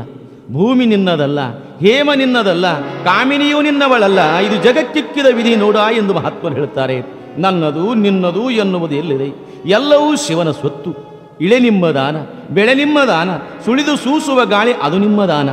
ಅವನ ಸಂಪತ್ತು ಅವನಿಗಾಗಿ ಅರ್ಪಿಸಿದ್ದೇನೆ, ನನ್ನದೇನು ತಪ್ಪಿಲ್ಲವೆಂದು. ಯಾವ ಶಿವನೋ, ಎಲ್ಲಿಯ ಶಿವನೋ, ಯಾವ ಅಧಮನು ನಿನಗೆ ಈ ಶಿವನನ್ನು ತೋರಿಸ್ಯಾನ? ಅಧಮನಲ್ಲಪ್ಪ ಅವನು, ಉಪಕಾರಿ ಜಗದ್ಭರಿತ. ಜಂಗಮನಿಂದ ಶ್ರೀಶೈಲದ ಲಿಂಗವನ್ನು ತರಿಸಿ ಈ ಗೊಬ್ಬರದ ಗುಂಡಿಯಲ್ಲಿಟ್ಟು ಅವರು ಹೇಳಿದಂತೆ ಪೂಜೆಗೈಯುತ್ತಿರುವೆಯಪ್ಪ. ಅವರು ಮಾಡಿದ ಉಪಕಾರಕ್ಕಾಗಿ ದಕ್ಷಿಣೆಯನ್ನು ಕೊಟ್ಟು ಜನ್ಮ ಸಾರ್ಥಕ ಮಾಡಿಕೊಂಡೆ ತಂದೆ. ಸಾಕು ಬಾಯಿ ಮುಚ್ಚು ಪಶುವೆ. ಕೇಳಲಾರದೆ ಹೇಳಲಾರದೆ ಹಿರಿಯರಿಂದ ಗಳಿಸಿದ ದ್ರವ್ಯ ಹಾಳು ಮಾಡಿದೀಯಾ? ಬಾಯಿಗೆ ಮಣ್ಣೆರಚಿ ಹಾಲು ಹಳ್ಳವಾಗಿ ಹರಿಸಿಬಿಟ್ಟೆಯಾ? ಸರ್ವವು ನಾಶಗೈದೆಯಾ ಪಾಪಿ? ಇದಕ್ಕೆಲ್ಲ ಕಾರಣ ಈ ಗೊಬ್ಬರದ ಗುಂಪಿಯಲ್ಲವೇ ಎಂದವನೇ ತನ್ನ ಕಾಲಿಂದ ಗೊಬ್ಬರದ ಗುಂಪಿಯನ್ನೇ ಚೆಲ್ಲಾಪಿಲ್ಲಿಯಾಗಿ ಮಾಡಿದ್ದಾನೆ. ಆಗ ಗೊಲ್ಲಾಳನಿಗೆ ಸಿಟ್ಟು ಬಂದಿದೆ. ಲಿಂಗವನ ನಿಂದಿಸಿದ ಹಂದಿಯೇ, ಎಲೈ ಪಾಪಿಯೇ, ನಿನ್ನಂಥ ಪಾಪಿಗಳು, ಕೋಪಿಗಳು, ಅಸತ್ಯರು, ಅನಾಚಾರ್ಯಗಳು ಬದುಕಿರುವುದಕ್ಕಿಂತ ಸಾಯುವುದೇ ಲೇಸವೆಂದು ಗೊಲ್ಲಾಳನು ಅಲ್ಲೇ ಬಿದ್ದಿರತಕ್ಕಂಥ ಕೊಡಲಿಯನ್ನು ತೆಗೆದುಕೊಂಡು ತಂದೆಯ ರುಂಡವನ್ನು ಚೆಂಡಾಡಿದ. ಗೊಲ್ಲಾಳೇಶ್ವರನ ರುಂಡ ಕೆಳಗೆ ಬಿದ್ದಿದೆ. ಆದರೂ ಕೂಡ ಪ್ರಜ್ಞೆ ಇಲ್ಲ ಗೊಲ್ಲಾಳನಿಗೆ. ಕುರಿಹಟ್ಟಿಯಲ್ಲಿ ಮಗನಿಂದ ತಂದೆಯ ಕೊಲೆಯ ಸುದ್ದಿ ಡವಳಾ ಪಟ್ಟಣದ ಹಬ್ಬಿದೆ. ಆಗ ಪಟ್ಟಣದ ದೊರೆಯಾದ ಮಹಾದೇವ ಭೂಪಾಲನು ತಂದೆಯ ಕೊಲೆ ಮಾಡಿದ ಗೊಲ್ಲಾಳನ್ನು ಹಿಡಿದುಕೊಂಡು ಅಧಿಕಾರಿಗಳಿಗೆ ಆದೇಶ ಮಾಡಿದ. ರಾಜಾಜ್ಞೆಯ ಪ್ರಕಾರ ಕುದುರೆ ಸವಾರನು ಹಟ್ಟಿಗೆ ಕಡೆಗೆ ಹೋಗುತ್ತಿರುವಾಗ ದಾರಿಯಲ್ಲಿ ಭಯಂಕರವಾದ ಬಿರುಗಾಳಿ, ಗುಡುಗು ಕೋಲ್ಮಿಂಚುಗಳ ಆರ್ಭಟಗೊಂಡು ಮೋಡ ಕವಿದು ಕಾರ್ಗತ್ತಲೆಯಂತಾಗಿದೆ. ಮಾರಿ ಮಸಣಿಗಳು ಅಕ್ರಾಳ ವಿಕ್ರಾಳವಾಗಿ ಕುದುರೆ ಎದುರಿನಲ್ಲಿ ಬಂದಾಗ ಕುದುರೆಗಳು ದಿಕ್ಕೆಟ್ಟು ಹಿಂದಿರುಗಿ ಸಿಕ್ಕ ಕಡೆಗೆ ಓಡ ಹತ್ತಿವೆ. ದಿಗ್ಭ್ರಾಂತರಾದ ಅಧಿಕಾರಿಗಳು ನಿರುಪಾಯರಾಗಿ ತಿರುಗಿ ಹೋಗಿ ನಡೆದ ಘಟನೆ ರಾಜನಿಗೆ ಹೇಳುತ್ತಾರೆ. ಈ ಸುದ್ದಿ ದುಗ್ಗಳೇ ಗೊತ್ತಾಗ್ತದೆ. ಪತಿ ಮರಣದ ವಾರ್ತೆಯನ್ನು ಕೇಳಿ ಹೌಹಾರಿ ಹಟ್ಟಿಗೆ ಧಾವಿಸಿ ಬಂದು ದುಃಖಿಸುತ್ತಾಳೆ. ಗೊಲ್ಲಾಳನು ತನ್ನ ತಾನು ಮರೆತು ಶಿವಸ್ಮರಣೆಯಲ್ಲಿ ಶಿವದರ್ಶನಕ್ಕಾಗಿ ಪ್ರಾರ್ಥಿಸುತ್ತಿದ್ದಾನೆ. ಈ ರೀತಿಯಾಗಿ ಸ್ಮರಿಸುತ್ತಿರುವಾಗ ಗೊಬ್ಬರದ ಗುಂಪಿನಿಂದ ಶಿವಲಿಂಗ ಉದ್ಭವವಾಗ್ತದೆ. ಭಾಪು ಭಾಪು ಕಂಡ, ನಿನ್ನ ನಿಷ್ಠಾಭಕ್ತಿಗೆ ಮೆಚ್ಚಿದ್ದೇನೆ ಎಂಬ ಧ್ವನಿ ಕೇಳುತ್ತದೆ. ತಕ್ಷಣವೇ ಗೊಲ್ಲಾಳ ಕಣ್ತೆರೆದು ನೋಡುತ್ತಾನೆ. ದೇವದುಂಬಿಗಳು, ಹೂಗಳು, ಪುಷ್ಪಗಳು ವೃಷ್ಟಿಯಾಗಿವೆ. ಕೋಟಿ ಸೂರ್ಯರಿಂದ ಅಧಿಕವಾಗಿರುವಂತಹ ಪ್ರಕಾಶ ಹೊಳೆಯುತ್ತಲಿದೆ. ಆಗ ಶಿವನನ್ನು ಕಂಡು ಗೊಲ್ಲಾಳ ತನ್ನ ಕಣ್ಮನಗಳನ್ನು ಆನಂದಪಟ್ಟು ನಮಸ್ಕರಿಸಿ, ಪ್ರಭುವೇ, ಕರುಣಾನಿಧಿಯೇ, ದಯಾ ಸಿಂಧುವೇ, ನಾನು ಪಾಪಿ. ಶಿವನೇ, ನಾನು ಪಾಪಿ. ನನ್ನಂಥವನಿಗೆ ಘೋರವಾದ ಶಿಕ್ಷೆ ಕೊಡುವುದು ಬಿಟ್ಟು ದರ್ಶನ ನೀಡಿದೆಯಾ? ನನ್ನ ತಂದೆಯನ್ನೇ ಕೊಲೆ ಮಾಡಿದ ನನಗೆ ದರ್ಶನ ಕೊಟ್ಟಿಯಾ ಎಂದು ಕಣ್ಣೀರಿನ ಅಭಿಷೇಕ ಮಾಡುತ್ತಿರುವಾಗ ಈ ದೃಶ್ಯವನ್ನು ನೋಡಿದ ದುಗ್ಗಳೇ ವಿಸ್ಮಯಗೊಂಡು ಮಗನಿಂದ ಮಹಾದೇವನ ಕಂಡೆ, ಗೊಲ್ಲಾಳನಿಂದ ಶಿವನನ್ನ ಕಂಡೆ ಎನ್ನುತ್ತಾ ದುಗ್ಗಳಿ ಶಿವನಿಗೆ ಸಾಷ್ಟಾಂಗ ನಮಸ್ಕಾರ ಮಾಡಿದಾಗ ಶಿವನು ದುಗ್ಗಳೆಗೆ ಸರ್ವಮಂಗಳೇ ಸೌಭಾಗ್ಯವತಿ, ಸರ್ವಮಂಗಳೇ ಸೌಭಾಗ್ಯವತಿ, ಸರ್ವಮಂಗಳೇ ಸೌಭಾಗ್ಯವತಿ ಎಂದು ಆಶೀರ್ವದಿಸಿದಾಗ ಸತ್ತ ಬಿದ್ದ ಬಲ್ಲುಗನಿಗೆ ಜೀವ ಕಳೆ ತುಂಬಿ ಎದ್ದು ನೋಡುತ್ತಾನೆ. ಎಂಥ ಭಾಗ್ಯವ ನಾನು ಕಂಡೆ. ಸತಿ ಸುತರಿಂದ ಶಿವನನ್ನ ಕಂಡೆ. ಶ್ರೀಗಿರಿಯ ಶಿವನೇ, ಸರ್ವ ಅಪರಾಧ ಕ್ಷಮಿಸೆಂದು ಬೇಡಿಕೊಂಡಾಗ, ಅಪ್ಪ, ಇದು ದೈವ ಘಟನೆ, ಕ್ಷಮಿಸುವುದು ಪ್ರಶ್ನೆ ಇಲ್ಲ ಎಂದು ಹೇಳುತ್ತಾನೆ. ಕಂದ ಗೊಲ್ಲಾಳ, ನಿನ್ನ ಲಿಂಗ ಪ್ರೇಮ, ಅಚಲವಾದ ನಿಷ್ಠೆ ಭಕ್ತಿ ಮೆಚ್ಚಿದ್ದಾನೆ. ನಿನ್ನಿಚ್ಛೆಯನ್ನು ಕೇಳು, ಆ ವರವನ್ನು ಕೊಡುತ್ತೇನೆ. ಗೊಲ್ಲಾಳ ಅಂತಾನ, ಸರ್ವಭರಿತ ಸರ್ವೇಶ್ವರ, ನಿನ್ನ ದರ್ಶನ ಭಾಗ್ಯಕ್ಕಿಂತಲೂ ಮತ್ತಾವ ಭಾಗ್ಯವಿದೆ? ಈ ಲೋಕದಲ್ಲಿ ನನಗಾವ ಪದವಿ ಬೇಡ, ನಿನ್ನ ಪದವಿಯು ಪಾದ ಸೇವೆಯೇ ಸಾಕು. ಬ್ರಹ್ಮ ಪದವಿಯ ನೊಲ್ಲೆ, ವಿಷ್ಣು ಪದವಿಯ ನೊಲ್ಲೆ, ರುದ್ರ ಪದವಿಯನ್ನು ನನಗೆ ಬೇಡ, ನಿನ್ನ ಕೃಪೆಯೇ ನನಗೆ ಸಾಕು ಎಂದ. ಧನ್ಯ ಗೊಲ್ಲಾಳ, ನಿನ್ನ ಅಪೇಕ್ಷೆಯಂತೆ ನಾನೇ ನೀನಾಗಿ, ನೀನೇ ನಾನಾಗಿ, ಈ ಲಿಂಗ ರೂಪವಾಗಿ ಇಲ್ಲೇ ನೆಲೆಗೊಳ್ಳುವೆ. ಗೊಲ್ಲಾಳೇಶ್ವರನೆಂಬ ನಾಮದಿಂದ ಈ ಲಿಂಗ ಜಗದಲ್ಲಿ ಬೆಳಗುವೆನು. ಈ ಸ್ಥಳವೇ ಭೂ ಕೈಲಾಸವೆನಿಸಿ ಜ್ಯೋತಿರ್ಲಿಂಗಗಳಲ್ಲಿ ಒಂದಾಗುವುದು. ಬಯಸಿ ಬಂದ ಭಕ್ತರಿಗೆ ಕಲ್ಪವೃಕ್ಷವಾಗುವೆ. ನಿಮಗಿನ್ನೂ ಭೂಮಿಯ ಋಣ ತೀರಿತು. ತಥಾಸ್ತು ಅನ್ನುತ್ತ ಶಿವನು ಲಿಂಗದಲ್ಲಿ ಲೀನವಾಗ್ತಾನೆ. ದೇವದುಂದುಬಿಗಳು ಮೊಳಗುತ್ತ, ಪುಷ್ಪವೃಷ್ಟಿಗೈಯುತ್ತ, ಪುಷ್ಪಕ ವಿಮಾನ ಬಂದಿದೆ. ಗೊಲ್ಲಾಳ ತನ್ನ ಪರಿವಾರದೊಂದುಗೂಡಿ ಕೈಲಾಸಕ್ಕೆ ಹೋಗ್ತಾನೆ. ಅಷ್ಟೇ ಅಲ್ಲ, ಡವಳಾರಪುರ ಸಮೇತ ಕೈಲಾಸಕ್ಕೆ ಹೋದನೆಂದು ಪ್ರತೀತಿ ಕೂಡ ಇದೆ. ಈ ಪ್ರಕಾರವಾಗಿ ಕಾಲವು ಗತಿಸತೊಡಗಿವೆ. ಬಯಲು ನಿರ್ಭಯಲಿನಲ್ಲಿ ಲಿಂಗಮೂರ್ತಿಯಾಗಿ ಕುಳಿತಂಥ ಗೊಲ್ಲಾಳೇಶ್ವರರು ಭೂಕೈಲಾಸವೆಂಬ ವಚನ ಕೊಟ್ಟಿದ್ದಕ್ಕಾಗಿ ಮತ್ತೆ ಲೀಲೆಗಳನ್ನು ತೋರುತ್ತಾ ಭಕ್ತರನ್ನು ಬಡಿಮಾಡಿಕೊಳ್ಳುತ್ತಾ ಸಿದ್ಧನಾಗಿದ್ದಾನೆ. ಒಮ್ಮೆ ಸುರಪುರದ ನಾಡಿನ ಹಳಿಸಗರದ ಮರಿಯಪ್ಪನೆಂಬ ಶ್ರೀಮಂತ ಸಾಹುಕಾರ ಮುತ್ತಿನ ವ್ಯಾಪಾರ ಮಾಡ್ತಲಿದ್ದ. ಈತನಲ್ಲಿ ಭಕ್ತಿ ಕ್ರಿಯಾಶೀಲತೆ ಇತ್ತು. ಕಾಯಕವೇ ಕೈಲಾಸವೆಂದರಿತು ನಡೆಯುವ ಮನೋಭಾವನೆ ಇವನದು. ಹೀಗಿರುವಾಗ ಒಂದು ಸಲ ತನ್ನ ವ್ಯಾಪಾರ ಸಲುವಾಗಿ ಹೊರಟಿದ್ದಾನೆ. ಆ ಲಿಂಗವಿದ್ದ ಸ್ಥಾನಕ್ಕೆ ಬರುವುದಕ್ಕೂ ಹೊತ್ತು ಮುಳುಗೋದಕ್ಕೂ ಸರಿಯಾಗಿದೆ. ಅಂದಿನ ರಾತ್ರಿ ಅಲ್ಲೇ ಇರಬೇಕೆಂದು ನಿರ್ಧರಿಸಿದ. ವ್ಯವಹಾರದ ಅನುಕೂಲತೆಗಾಗಿ ತಂದ ಗಂಟಲೆತ್ತಿನ ಗೂಟವನ್ನು ಅದೇ ಸ್ಥಳದಲ್ಲಿ ನೆಟ್ಟಿದ್ದಾನೆ. ಆ ನೆಟ್ಟ ಗೂಟ ಲಿಂಗದ ತಲೆಯ ಮೇಲಿದೆ. ಆದರೆ ಈ ಸಾಹುಕಾರನಿಗೆ ಗೊತ್ತಾಗಲಿಲ್ಲ. ಪಾಪ, ಮಾನವನಿಗೆ ಗೊತ್ತಾಗದಿದ್ದರೆ ಮಹಾದೇವನಿಗೆ ಗೊತ್ತಾಗದಿರುವುದೇ? ಅವತ್ತಿನ ರಾತ್ರಿಯಲ್ಲಿ ಗೊಲ್ಲಾಳೇಶ್ವರನ ಸ್ವಪ್ನದಲ್ಲಿ ಬಂದು, ಮರಿಯಪ್ಪ, ನೀನು ನೆಟ್ಟ ಗೂಟವನ್ನು ನನ್ನ ತಲೆಯ ಮೇಲಿದೆಪ್ಪ. ತಲೆಯ ಮೇಲಿದ್ದ ಕಾರಣ ನನಗೆ ಬಹಳ ನೋವಾಗ್ತದೆಪ್ಪ. ಮರಿಯಪ್ಪ ಸಾಹುಕಾರ, ಬಹಳ ನೋವಾಗ್ತದೆಪ್ಪ. ನೋವನ್ನು ತಾಳಲಾರದೆ ನಿನಗೆ ತಿಳಿಸಿದ್ದೇನೆ. ಇದನ್ನು ಬೇಗ ತೆಗೆಯಬೇಕೆಂದು ಹೇಳಿ ಅದೃಶ್ಯನಾದ. ಆಗ ಮರಿಯಪ್ಪ ಥಟ್ಟನೆ ಎದ್ದು ಗೂಟ ಕಿತ್ತಿ ನೋಡುತ್ತಾನೆ. ಅಲ್ಲಿ ಲಿಂಗಮೂರ್ತಿಯೇ ಕಾಣ್ತಾನೆ, ಮಹಾತ್ಮ ಶಿವಯೋಗಿ ಎಂದ. ಆಗ ಮರಿಯಪ್ಪನ ಮನದಲ್ಲಿ ಕೊರಗಿ, ನಾನು ಎಂಥ ತಪ್ಪು ಮಾಡಿದೆ ಶಿವನೇ, ನೀನು ಯಾವ ಶಿಕ್ಷೆ ಕೊಟ್ಟರೂ ನಾನು ಅನುಭವಿಸುತ್ತೇನೆ ಎಂದು ಶಿವನನ್ನು ಸ್ಮರಿಸುತ್ತಾ ಮಲಗಿಕೊಂಡಾಗ ಮತ್ತೆ ಶಿವ ದರ್ಶನವಾಗ್ತದೆ. ಮರಿಯಪ್ಪ, ನಿನ್ನ ಅಪರಾಧ ನಾನು ಕ್ಷಮಿಸಬೇಕಾದರೆ ನೀನು ನನಗಾಗಿ ಗುರಿ ಗೋಪುರಗಳನ್ನು ಕಟ್ಟಿಸಿ ನೀನು ಇಲ್ಲೇ ನೆಲೆಸಿ ನನ್ನ ಸೇವೆಯನ್ನು ಮಾಡುತ್ತಾ ಮುಕ್ತಿ ಪಡೆಯಬೇಕು. ಈ ಸೇವಾ ಭಾವನೆ ಮುಂದಿನ ನಿನ್ನ ಪೀಳಿಗೆಯೂ ಅನ್ವಯಿಸಲಿ, ಬಾಳು ಬೆಳಕಾಗುವುದೆಂದು ಆಶೀರ್ವದಿಸಿದಾಗ, ಆಗಲಿ ಪ್ರಭುವೇ, ಈ ನಿನ್ನ ವಚನವನ್ನು ಶಿರಸಾವಹಿಸಿ ಪರಿಪಾಲಿಸುತ್ತೇನೆಂದು ನಮಸ್ಕರಿಸಿ ಎಚ್ಚರವಾಗಿ ಎದ್ದು ನೋಡುವಷ್ಟರಲ್ಲಿ ಬೆಳ್ಳನೆ ಬೆಳಕಾಗಿದೆ. ಮರಿಯಪ್ಪನು ತನ್ನ ಮುಂದಿನ ವ್ಯವಹಾರಕ್ಕಾಗಿ ಸಿದ್ಧನಾದನು. ಕಾಲ ಕ್ರಮಿಸಿದರು. ಮರಿಯಪ್ಪ ಸಾಹುಕಾರ ದೇವರಿಗೆ ಕೊಟ್ಟ ವಚನ ಮರೆತಿದ್ದಾನೆ. ಆದರೆ ದೇವರು ಮರೆಯಲಿಕ್ಕೆ ಸಾಧ್ಯವಿಲ್ಲ. ಸಾಲ ತೆಗೆದುಕೊಂಡವ ಮರೆಯಬಹುದು, ಸಾಲ ಕೊಟ್ಟವ ಮರೆಯಲಿಕ್ಕೆ ಸಾಧ್ಯವಿಲ್ಲ. ಹೊಡೆದವನು ಮರೆಯಬಹುದು, ಹೊಡಿಸಿಕೊಂಡವನು ಮರೆಯಲಿಕ್ಕಾಗದು. ಮನಸ್ಸು ನೊಂದಿಸಿದವನು ಮರೆಯಬಹುದು, ಆದರೆ ನೊಂದ ಜೀವಿ ಮರೆಯಲಿಕ್ಕಾಗದು. ಹಾಗೆ ಮರಿಯಪ್ಪನು ಮರೆತಿರಬಹುದು, ಆದರೆ ಶಿವನು ಮತ್ತೆ ನೆನಪು ಮಾಡಿಕೊಡಲು ಒಂದು ಪವಾಡವನ್ನೇ ತೋರುತ್ತಾನೆ. ಸಾಹುಕಾರನಿಗೆ ಬೆನ್ನು ಬೇತಾಳು ಹುಣ್ಣು ಹುಟ್ಟಿದೆ. ಹುಣ್ಣಿನ ನೋವು ತಾಳಲಾರದೆ ಚಿಕ್ಕ ವೈದ್ಯರನ್ನು ತೋರಿಸಿದ. ನೀರಿನಂತೆ ಹಣ ಖರ್ಚು ಮಾಡಿದ. ಏನು ಮಾಡಿದರೂ ನೋವು ಕಡಿಮೆ ಆಗಲಿಲ್ಲ, ಮತ್ತಷ್ಟು ಹೆಚ್ಚಾಗ್ತದೆ. ಆಗ ದಯಾಮೂರ್ತಿಯಾದ ಶಿವನು ಈತನ ನೋವು ನೋಡಲಾರದೆ ಮರುವನ್ನು ಮರೆಯಿಸಿ ಅರುವಿನ ಕಣ್ಣನ್ನು ತೆರೆಸಬೇಕೆಂದು ಭಕ್ತಾಭಿಮಾನಿಯಾದ ಶಿವನ ಗೊಲ್ಲಳನ ವೇಷದಿಂದ ಮರಿಯಪ್ಪನ ಹತ್ತಿರಕ್ಕೆ ಬಂದು ಕರುಣೆಯಿಂದ ಮಾತನಾಡಿಸಿ ಸಮಾಧಾನವನ್ನು ಹೇಳಿ, ಇದು ಯಾವುದೋ ದೇವರ ಸಂಕಲ್ಪವಿದೆ, ಆ ದೇವರ ಹೆಸರಿಂದ ಈ ಔಷಧವು ನಿನಗಾಗಿ ನಿನ್ನ ಹುಣ್ಣಿಗಾಗಿ ಹಚ್ಚುತ್ತೇನೆಂದವನೇ ಗೊಲ್ಲನು ಕುರಿಯ ಹಿಕ್ಕಿಯ ರಾಡಿ ಮಾಡಿ ಹುಣ್ಣಿಗೆ ಹಚ್ಚುತ್ತಾ ಇದ್ದಾನೆ. ಯಾವ ವೈದ್ಯನಿಂದಲೂ ಎಷ್ಟು ಖರ್ಚು ಮಾಡಿದರೂ ಕಡಿಮೆಯಾಗದ ನೋವು ಭವರೋಗ ವೈದ್ಯನಾದ ಗೊಲ್ಲಾಳನಿಂದ ಕಡಿಮೆಯಾಗಿದೆ.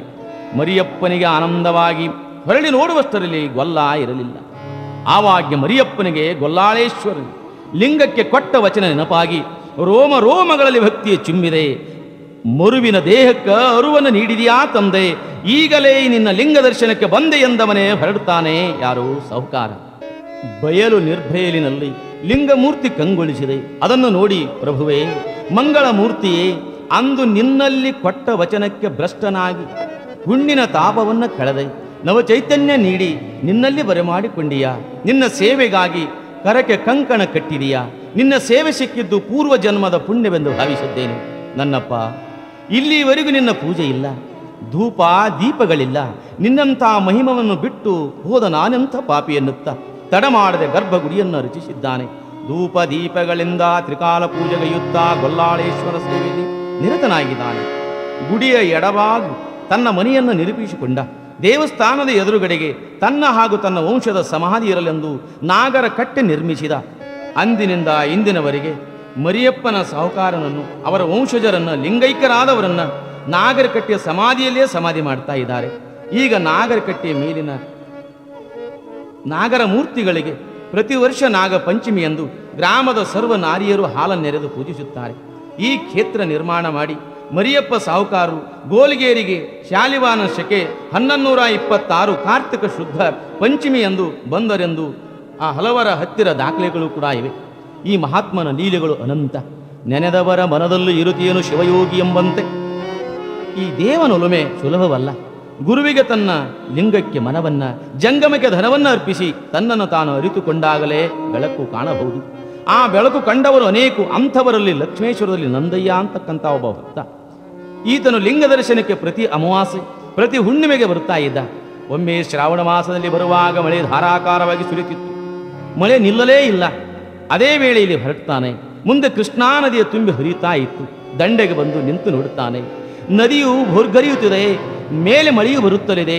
ಯಾವುದು ಯೋಚನೆ ಮಾಡದೆ ನನ್ನ ಸ್ವಾಮಿಯ ಸೇವೆ ತಪ್ಪಿಸಬಾರದೆಂದು ಕಣ್ಣ ಮುಚ್ಚಿ ಕೈ ಜೋಡಿಸಿಕೊಂಡು ಶಿವನ ಸೇವೆಗಾಗಿ ಅನುಗ್ರಹಿಸು ಎನ್ನುತ್ತಾ ನೀರಿನಲ್ಲಿ ಇಳಿತಾನೆ. ಯಾರು? ನಂದಯ್ಯ. ತುಂಬಿ ಹರಿಯುವ ಗಂಗೆ ಇಬ್ಬಾಗವಾಗಿ ಮಾರ್ಗ ಮಾಡಿಕೊಟ್ಟಳು. ನಂದಯ್ಯನು ಗೋಲ್ಗೆರೆ ಕ್ಷೇತ್ರಕ್ಕೆ ಬಂದು ತನ್ನ ನೇಮವನ್ನು ಪೂರ್ತಿ ಮಾಡಿಕೊಂಡಿದ್ದಾನೆ. ಅವತ್ತಿನ ಕನಸಿನಲ್ಲಿ ಗೊಲ್ಲಾಳೇಶ್ವರನು, ನಂದಯ್ಯ, ನಿನ್ನ ಭಕ್ತಿಗೆ ಮೆಚ್ಚಿದ್ದೇನೆ, ನೀನು ಇಲ್ಲಿಗೆ ಬರಬೇಡ, ನಾನೇ ಅಲ್ಲಿಗೆ ಬರುತ್ತೇನೆಂದು ಹೇಳಿ ಅದೃಶ್ಯನಾದ. ಬೆಳಗಾಯಿತು. ದರ್ಶನ ಮಾಡಿಕೊಂಡು ತನ್ನ ಊರಿಗೆ ಹೋದ. ಮುಂದೆ ಹುಣ್ಣಿಮೆ ಬಂದಿದೆ. ಮತ್ತೆ ದರ್ಶನಕ್ಕೆ ಬಂದ. ಆಗ ಗೊಲ್ಲಾಳೇಶ್ವರನು ಕನಸಿನಲ್ಲಿ ದರ್ಶನ ಕೊಟ್ಟು, ಅಲ್ಲೋ ನಂದಯ್ಯ, ಬರಬೇಡವೆಂದು ಹೇಳಿದರೂ ಬಂದೆಯ, ಇನ್ನು ಖಂಡಿತ ಬರಬೇಡ, ನಾನೇ ನಿನ್ನ ಊರಿಗೆ ಬರುತ್ತೇನೆಂದಾಗ, ಹೌದು ನೀನು ಬರುವ ಕುರುಹುಗಳೇನೆಂದು ನಂದಯ್ಯ ಕೇಳುತ್ತಿರುವಾಗ, ನಿನ್ನ ಊರಿನ ಹಿಂದಿನ ತೋಟದಲ್ಲಿ ಕರಿಯ ಮಲ್ಲಿಗೆ ಕಂಟಿ ಇದೆ, ಆ ಕಂಟಿಯ ಬುಡದಲ್ಲಿ ನಾನಿರುವೆ, ನನ್ನ ಮೇಲೆ ಮಲ್ಲಿಗೆ ಹೂವಿನ ರಾಶಿ ಇದೆ ಎಂದು ದೇವತಾವಾಣಿ ಆಗ್ತದೆ. ಬೆಳಗಾಗಿದೆ, ಊರಿಗೆ ಹೋಗಿ ನೋಡುತ್ತಾನೆ, ಕನಸು ನೆನಸಾಗಿದೆ. ಮಂಗಳ ಮೂರ್ತಿಯನ್ನು ನೋಡುತ್ತಾ ಆ ಯಾವ ನಂದಯ್ಯ ಲಕ್ಷ್ಮೇಶ್ವರದ ಭಕ್ತರು ಆ ಶಿವಯೋಗಿ ಗೊಲ್ಲಾಳೇಶ್ವರರನ್ನ ಗುರುದೇವ ಗುರುದೇವ ನೀಯನ್ನ ತಂದೆ ಎಂದು ಕೊಂಡಾಡ್ತಾನೆ. ಗುರುದೇವ ಗುರುದೇವ ನೀಯನ್ನ ತಂದೆ, ನೀ ಕರುಣಿಸಿದರೆ ನಾನಿಲ್ಲಿಗೆ ಬಂದೆ. ಗುರುದೇವ ಗುರುದೇವ ನೀಯನ್ನ ತಂದೆ, ನೀ ಕರುಣಿಸಿದರೆ ಇಲ್ಲಿಗೆ ಬಂದೆ. ಗುರುದೇವ ಗುರುದೇವ ನೀಯನ್ನ ತಂದೆ.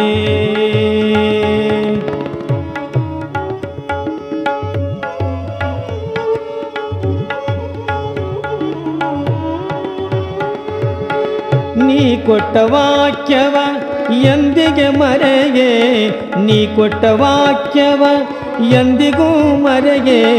ಬೇಕೆಂದು ಲೋಕಕ್ಕೆ ಕರೆತಂದೆ ದೊರೆಗೆ, ಬೇಕೆಂದು ಲೋಕಕ್ಕೆ ಕರೆತಂದೆ ದೊರೆಯೇ. ಗುರುದೇವ ಗುರುದೇವ ನೀಯನ್ನ ತಂದೆ, ನೀ ಕರುಣಿಸಿದರೆ ಇಲ್ಲಿಗೆ ಬಂದೆ. ಗುರುದೇವ ಗುರುದೇವ ನೀಯನ್ನ ತಂದೆ.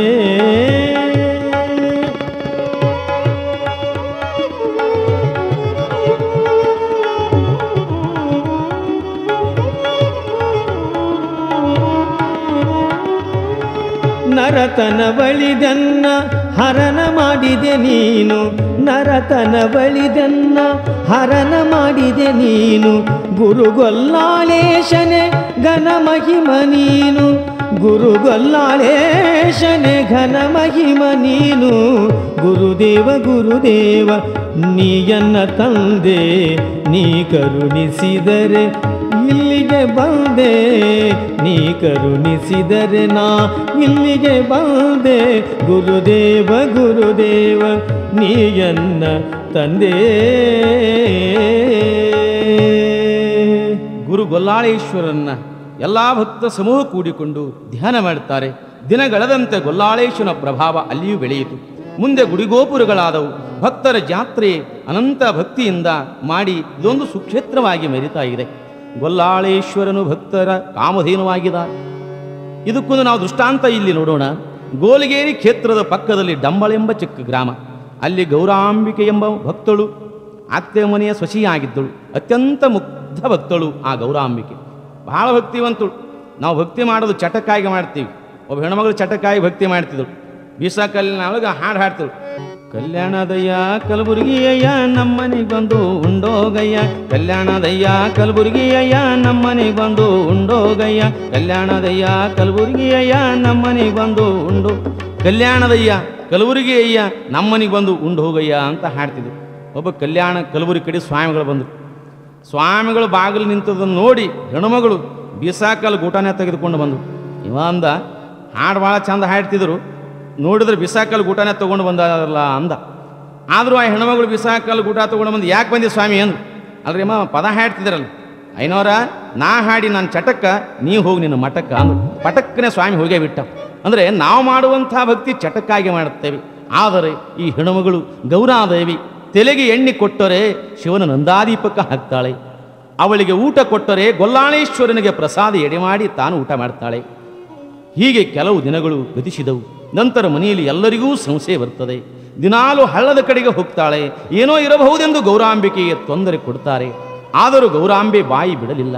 ಗುಪ್ತೋ ಮುಕ್ತಃ ಪ್ರಕಟೋ ಭ್ರಷ್ಟಃ ಎಂದು ಪ್ರತಿದಿನದಂತೆ ದೇವಾಲಯಕ್ಕೆ ಬಂದು ಅಪವಾದಕ್ಕೆ ಅಂಜಿದ ಗೌರಿ ಶಿವನಲ್ಲಿ ಮೊರೆ ಇಟ್ಟು, ಹೇ ಪ್ರಭುವೇ, ಗೊಲ್ಲಾಳೇಶ, ಭಕ್ತರ ಬಂಧುವೇ, ದಯಾ ಸಿಂಧುವೇ, ಭಕ್ತಿಯಲ್ಲಿ ಬಡವಳ ನಾನುಪ್ಪ, ಈ ಲೋಕ ಅಪವಾದಕ್ಕೆ ನಿನ್ನಲ್ಲಿ ಅಂಗಲಾಚಿ ಬೇಡುತ್ತೇನೆ. ನಾನು ಈ ನಿನ್ನ ಪಾದದಲ್ಲಿ ಐಕ್ಯ ಮಾಡಿಕೋ, ನನ್ನನ್ನು ಐಕ್ಯ ಮಾಡಿಕೋ ದೇವ, ನಿನ್ನನ್ನು ಬಿಡಲಾರೆ ಎಂದು ಲಿಂಗಕ್ಕೆ ತಲೆ ಅಪ್ಪಳಿಸುತ್ತಿರುವಾಗ ಪರಮಾತ್ಮನು ಕೂಡ ಬಹಳ ವಿಚಾರ ಮಾಡುತ್ತಾನೆ. ತನುವನಲ್ಲಾಡಿಸಿ ನೋಡುತ್ತಾನೆ, ಮನವನಲ್ಲಾಡಿಸಿ ನೋಡುತ್ತಾನೆ, ಧನವನಲ್ಲಾಡಿಸಿ ನೋಡುತ್ತಾನೆ. ಅಂದದಿದ್ದರೆ ಭಕ್ತಿಗೆ ಒಲಿತಾನೆ ಭಗವಂತ. ಭಕ್ತಾಭಿಮಾನಿಯಾದ ಶಿವನು, ಗೌರ ನಿನ್ನ ಭಕ್ತಿಗೆ ಮೆಚ್ಚಿದ್ದೇನೆ. ಬಾ ಮಗಳೇ, ಊಟ ಮಾಡೋಣವೆಂದು ಗೌರಿ ತಂದ ಪ್ರಸಾದವನ್ನು, ಜಂಗಮ ರೂಪ ತಾಳಿ ಪ್ರಸಾದವನ್ನು ಸ್ವೀಕರಿಸುತ್ತಿರುವಾಗ ಗೌರಾದೇವಿಯಲ್ಲಿ ಸಂಶಯ ಇಟ್ಟಂತ ಅತ್ತೆ ನಗಿಣಿಯರು ಗೌರಾಂಬೆ ಹಿಂದೆ ಬಂದು ಇದನ್ನೆಲ್ಲವನ್ನ ನೋಡಿ ಅವರಿಗೆ ಆಶ್ಚರ್ಯವಾಗ್ತದೆ. ನಮ್ಮ ಗೌರಿಯು ಹೆಣ್ಣಲ್ಲ, ಸಾಕ್ಷಾತ್ ನಮ್ಮ ಮನೆಯ ದೇವತೆಯೆಂದು ನಮಸ್ಕರಿಸಿದರು. ಅವರ ದರ್ಶನ ಪಡೆದುಕೊಂಡು ಧನ್ಯರಾಗ್ತಾರೆ. ಗೌರಾದೇವಿಯ ಭಕ್ತಿಗೆ ಮೆಚ್ಚಿ ಶಿವನು, ಏನು ಕೇಳುತ್ತಿ ಕೇಳು ಎಂದಾಗ, ನನಗೇನು ಬೇಡ ಪ್ರಭುವೇ, ಭವದ ಸುಖ ದುಃಖ ಉಂಡೆ, ಕೊನೆಗೆ ನಿನ್ನ ಪಾದವ ಕಂಡೆ, ನನಗೇನು ಬೇಡ, ನಿನ್ನ ಪಾದವೇ ಸಾಕು ಎಂದು ಆಕೆಯ ಭಕ್ತಿಗೆ ಮೆಚ್ಚಿ, ಆಗಲಿ ಗೌರ, ನಿನ್ನ ಇಚ್ಛೆಯಂತೆ ನನ್ನ ಬಲಬಾಜುವೇ ನಿನ್ನ ಐಕ್ಯಸ್ಥಾನವಾಗಲಿ. ಪ್ರತಿ ವರ್ಷಕ್ಕೊಂದು ದಿನ ನಿನ್ನಲ್ಲಿಯ ನೀರು ತಂದು ನನ್ನ ಸ್ನಾನವಾದ ದಿನದಿಂದಲೇ ನನ್ನ ಜಾತ್ರೆ ಪ್ರಾರಂಭವಾಗಲಿ ಎಂದು ಗೊಲ್ಲಾಳೇಶ್ವರನು ಆಶೀರ್ವದಿಸಿ ಲಿಂಗರೂಪವಾಗ್ತಾನೆ. ಶಿವನ ನುಡಿಯಂತೆ ಈಶ್ವರನ ಬಲಕ್ಕೆ ಡಂಬಳದ ಹತ್ತಿರ ಗೌರಾಂಬಿಕೆಯ ಐಕ್ಯ ಸ್ಥಾನವಾಯಿತು. ಅಂದಿನಿಂದ ಇಂದಿನವರೆಗೂ ಗೌರಿ ಭಾವಿಯಿಂದ 5 ಮುತ್ತೈದರೊಡಗೂಡಿ ಉತ್ಸವದಿಂದ ನೀರು ತಂದು ಲಿಂಗಕ್ಕೆ ಸ್ನಾನ ಮಾಡಿಸಿ ಪೂಜೆಗೊಳಿಸುತ್ತಾರೆ. ಅಂದಿನ ದಿನವೇ ಜಾತ್ರೆಯ ಮೊದಲ ದಿನ. ಅಂದಿನಿಂದ 9 ದಿನಗಳ ಪರ್ಯಂತರ ಉಚಾಯಿಯೊಡನೆ ಪಲ್ಲಕ್ಕಿ ಉತ್ಸವ ಜರುಗ್ತಾ ಇದೆ. ಈ ಕ್ಷೇತ್ರದ ಮಹಿಮೆ ಅಪಾರವಾದದ್ದು. ಅಂದಿನಿಂದ ಇಂದಿನವರೆಗೆ ಎಲ್ಲ ಕಾರ್ಯಗಳು ನಡೆಯುತ್ತಲೇ ಬಂದಾಯಿವೆ. ಈ ಗೊಲ್ಲಗಿರಿಯ ಕ್ಷೇತ್ರ ಈಶಾನ್ಯದ ದಿಕ್ಕಿಗೆ ಮಹಾಮಹಿಮನಾದ ಅಗ್ನಿಬಸವೇಶ್ವರನ ದೇವಾಲಯವಿದೆ. ಈ ದೇವನು ಸಹ ಗೊಲ್ಲಾಳೇಶ್ವರ ಲಿಂಗದಂತೆ ಭೂಮಿಯಲ್ಲಿ ಉದ್ಭವನಾಗಿ ಅಗ್ನಿ ದಿಕ್ಕಿಗೆ ಮುಖ ಮಾಡಿ ಕುಳಿತಿದ್ದಾನೆ. ಆದ್ದರಿಂದ ಈತನಿಗೆ ಅಗ್ನಿಬಸವೇಶ್ವರನೆಂದು ಹೆಸರು ಬಂದಿದೆ. ಈ ಸ್ಥಳಕ್ಕೆ ಗೊಲ್ಲಾಳೇಶ್ವರನ ಉತ್ಸವದೊಂದಿಗೆ ದೀಪಾವಳಿಯ ಪಾಡ್ಯ ಹಾಗೂ ಮಕರ ಸಂಕ್ರಮಣ, ತನ್ನ ರಥೋತ್ಸವದ ಮೊದಲ ದಿನ, ಹೀಗೆ ವರ್ಷದಲ್ಲಿ 3 ಸಲ ಬಂದು ಈ ಬಸವೇಶ್ವರನ ದರ್ಶನ ತೆಗೆದುಕೊಂಡು ಹೋಗ್ತಾರೆ ಗೊಲ್ಲಾಳೇಶ್ವರರು. ಯಾಕೆಂದರೆ ಮುಗ್ಧನು ಕೈಲಾಸದಿಂದ ಭೂಲೋಕಕ್ಕೆ ಬರುವಾಗ ನಾನು ನಿನ್ನ ನೆರಳಿನಂತಿರುವೆ ಎಂದು ವಚನ ಕೊಟ್ಟಿದ್ದಕ್ಕಾಗಿ ಗೊಲ್ಲಾಳೇಶ್ವರನಿಗೋಸ್ಕರ ನಂದಯ್ಯನೆಂಬ ನಾಮ ಧರಿಸಿ ಗುರುವಾಗಿ ಬಂದ. ಗೊಲ್ಲಾಳ ಐಕ್ಯವಾದಾಗ ನಂದಯ್ಯ ಬಸವನೆಂಬ ನಾಮ ಧರಿಸಿ ಇಲ್ಲಿ ನೆಲೆಸಿದ್ದಾನೆ. ಆದ ಕಾರಣ ಗುರುದರ್ಶನಕ್ಕಾಗಿ ಗೊಲ್ಲಾಳೇಶ್ವರನು ಈ ಬಸವೇಶ್ವರನ ದರ್ಶನಕ್ಕಾಗಿ ಬರಬೇಕಾಯಿತು. ಅಲ್ಲಿಗೆ ಹೋಗುವಾಗ ಓಡುತ್ತಾ ಹೋಗಿ ಬರುವಾಗ ನಿಧಾನ ಬರ್ತಾನೆ. ರಥೋತ್ಸವದ ಮೊದಲನೇ ದಿನ ಮಂಗಲವಾದ ತನ್ನ ಪುರಾಣದೊಂದಿಗೆ ಬಸವೇಶನ ದರ್ಶನ ಪಡೆದು ದಿವಟಿಗೆಯ ಬೆಳಕಿನಲ್ಲಿ ಪವಿತ್ರವಾದ ಗುರುತೀರ್ಥದ ಬಿಂದಿಗೆಯೊಡನೆ ಗೊಲ್ಲಾಳೇಶ್ವರನ ಗುಡಿಗೆ ಬರ್ತಾರೆ. ಈ ಬಿಂದಿಗೆಯ ಸೇವೆ ಅತಿ ವಿಜೃಂಭಣೆಯಿಂದ ಮರಿಯಪ್ಪ ಸಾಹುಕಾರ ವಂಶಸ್ಥರು ದೇವರ ಮನೆಯವರು ನೆರವೇರಿಸ್ತಾ ಇದ್ದಾರೆ. ಬಹಳ ಭಕ್ತಿಯಿಂದ ಭಕ್ತ ಕೋಟಿಯಿಂದ ಎಳೆಯಲ್ಪಟ್ಟ ರಥವು ಪಾದಗಟ್ಟೆಯಿಂದ ಮರಳಿ ಬಂದು ತನ್ನ ಸ್ಥಳಕ್ಕೆ ನಿಲ್ಲುತ್ತಾ ಇದೆ.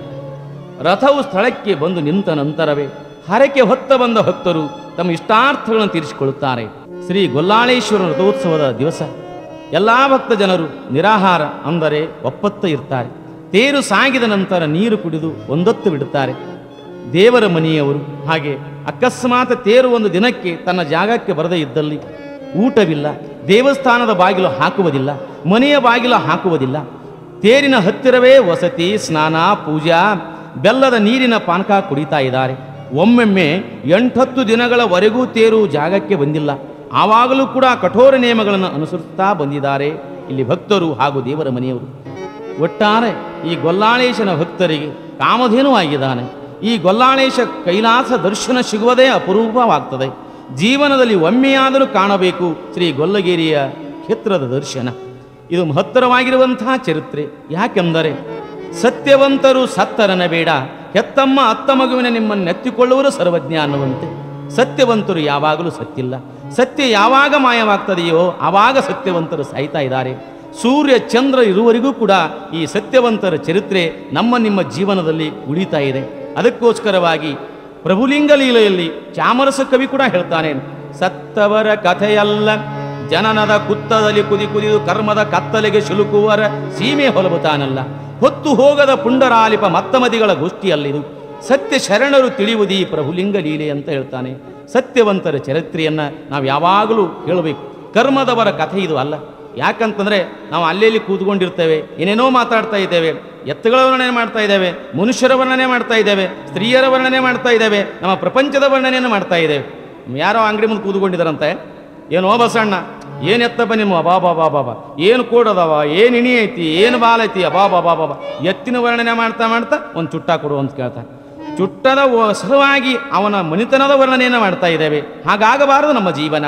ನಾವು ಯಾವಾಗಲೂ ಸತ್ಯವನ್ನು ಕಾಯ್ದುಕೊಂಡು ಸತ್ಯಕ್ಕಾಗಿ ಧರ್ಮಕ್ಕಾಗಿ ತ್ಯಾಗಕ್ಕಾಗಿ ನಾವು ಹೋರಾಡಬೇಕು. ಅಂಥ ಸತ್ಯವನ್ನು ಕಾಪಾಡಿಕೊಂಡು ಲಿಂಗವೇ ತಾನೇ ಲಿಂಗವಾಗಿರತಕ್ಕಂಥ ಈ ಯಾವ ಗೊಲ್ಲಾಳೇಶ್ವರ ಚರಿತ್ರೆ ಮಹತ್ತರವಾಗಿರ್ತಕ್ಕಂಥದ್ದು. ಈ ಸುಕ್ಷೇತ್ರದಲ್ಲಿ ಅನೇಕ ಧಾರ್ಮಿಕ ಕಾರ್ಯಗಳು ನಡೆಯುತ್ತಲಿವೆ. ಇಲ್ಲಿ ದೇವರ ಮನೆಯವರಾದ ಧರ್ಮದರ್ಶಿ ಶ್ರೀಮಾನ್ ಶಿವಶಂಕರಪ್ಪ ಸಾವುಕಾರ್ ಹಾಗೂ ಸರ್ವ ಭಕ್ತರು ಒಳ್ಳೆಯ ಭಕ್ತಿಯಿಂದ ಸೇವೆ ಸಲ್ಲಿಸುತ್ತಾ ಬಂದಿದ್ದಾರೆ. ಎಲ್ಲ ಭಕ್ತ ಕೋಟಿಗೂ ಮಹಾಮಹಿಮರಾಗಿರ್ತಕ್ಕಂಥ ಗೊಲ್ಲಾಳೇಶ್ವರನು ಆಯುರಾರೋಗ್ಯ ಭಾಗ್ಯವನ್ನು ಕರುಣಿಸುತ್ತಲಿದ್ದಾನೆ. ಈ ಮಹಿಮನ ಚರಿತ್ರೆ ಯಾರು ಕೇಳ್ತಾರೆ? ಈ ಕ್ಷೇತ್ರಕ್ಕೆ ಬಂದು ದರ್ಶನ ಮಾಡಿಕೊಂಡು ತನು ಮನ ಧನಗಳನ್ನು ಅರ್ಪಿಸಿ ಪುನೀತರಾಗ್ತಾ ಇದ್ದಾರೆ. ಈತನ ಪವಾಡಗಳು ಸಾಕಷ್ಟು ಜರುಗುತ್ತಲಿವೆ. ಅಂಥ ಪೂಜ್ಯರ ಕೀರ್ತನೆಯ ಕೇಳೋ ಭಾಗ್ಯ ನಮಗೂ ನಿಮಗೆ ಸಿಕ್ಕಿರುವುದು ಪೂರ್ವ ಜನ್ಮದ ಪುಣ್ಯವೆಂದು ಭಾವಿಸಬೇಕು. ಹರನ ಪೂಜೆ, ಗುರುವಿನ ಸೇವೆ ವರಪುಣ್ಯವಿಲ್ಲದೆ ಬರಿದ ಸುಖಭೋಗವ ದೊರಕುವುದುಂಟೆ ಆತ್ಮ ಅಂತ ಹೇಳ್ತಾರೆ. ಇಂಥ ಮಹಾತ್ಮನ ಸೇವೆ ಸಿಕ್ಕಿದೆ. ನಾವು ನೀವೆಲ್ಲರೂ ಕೂಡಿಕೊಂಡು ಆ ಮಹಾತ್ಮನ ಪಾದಕ್ಕೆ ಮಹಾಮಂಗಳಾರತಿಯನ್ನು ಪಾಡೋಣ. ಮಂಗಲವು ಶುಭ ಮಂಗಲವು, ಮಂಗಲವು ಶುಭ ಮಂಗಲವು, ತುಂಗ ಮಹಿಮ ಗೊಲ್ಲಾಳೇಶನಿಗೆ, ತುಂಗ ಮಹಿಮ ಗೊಲ್ಲಾಳೇಶನಿಗೆ, ಮಂಗಲವು ಶುಭ ಮಂಗಲವು, ಮಂಗಲವು ಶುಭ ಮಂಗಲವು.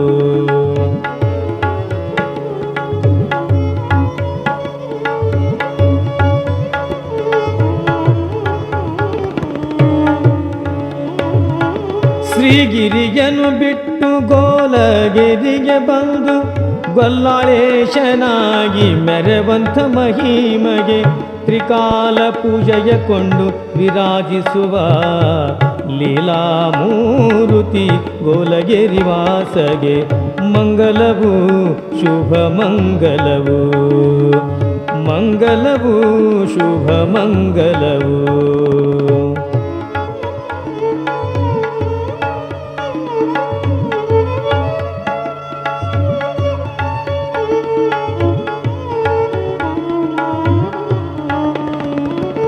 ಹರಿವ ಕೃಷ್ಣೆಗಳು ದಾರಿ ತೋರಿದಗೆ, ಡಂಬಳ ಗೌರಮ್ಮಗೆ ಮುಕ್ತಿ ಕೊಟ್ಟವಗೆ, ಸುರಪುರ ಮರಿಯಪ್ಪ ಗೊಲಿದ ತಂದೆಗೆ, ಕುರಿಯ ಇಕ್ಕಿಗಲಿ ಲಿಂಗ ಕಂಡವಗೆ, ಕುರಿಯ ಇಕ್ಕಿಗಲಿ ಲಿಂಗ ಕಂಡವಗೆ, ಮಂಗಲವು ಶುಭ ಮಂಗಲವು, ತುಂಗ ಮಹಿಮ ಗೊಲ್ಲಾಳೇಶನಿಗೆ, ತುಂಗ ಮಹಿಮ ಗೊಲ್ಲಾಳೇಶನಿಗೆ, ಮಂಗಲವು ಶುಭ ಮಂಗಲವು, ಮಂಗಲವು ಶುಭ ಮಂಗಲವು, ಶುಭ ಮಂಗಲವು ಶುಭ ಮಂಗಲವು. ಸಾಂಭಯ ನಮಃ ಪಾರ್ವದೇವರೇ ಶಿವ ಹರ ಹರ ಮಹಾದೇವ. श्री गुरु गोल्लाळेश्वर महाराज की जय, श्री गुरु गोल्लाळेश्वर महाराज की जय, श्री गुरु गोल्लाळेश्वर महाराज की जय.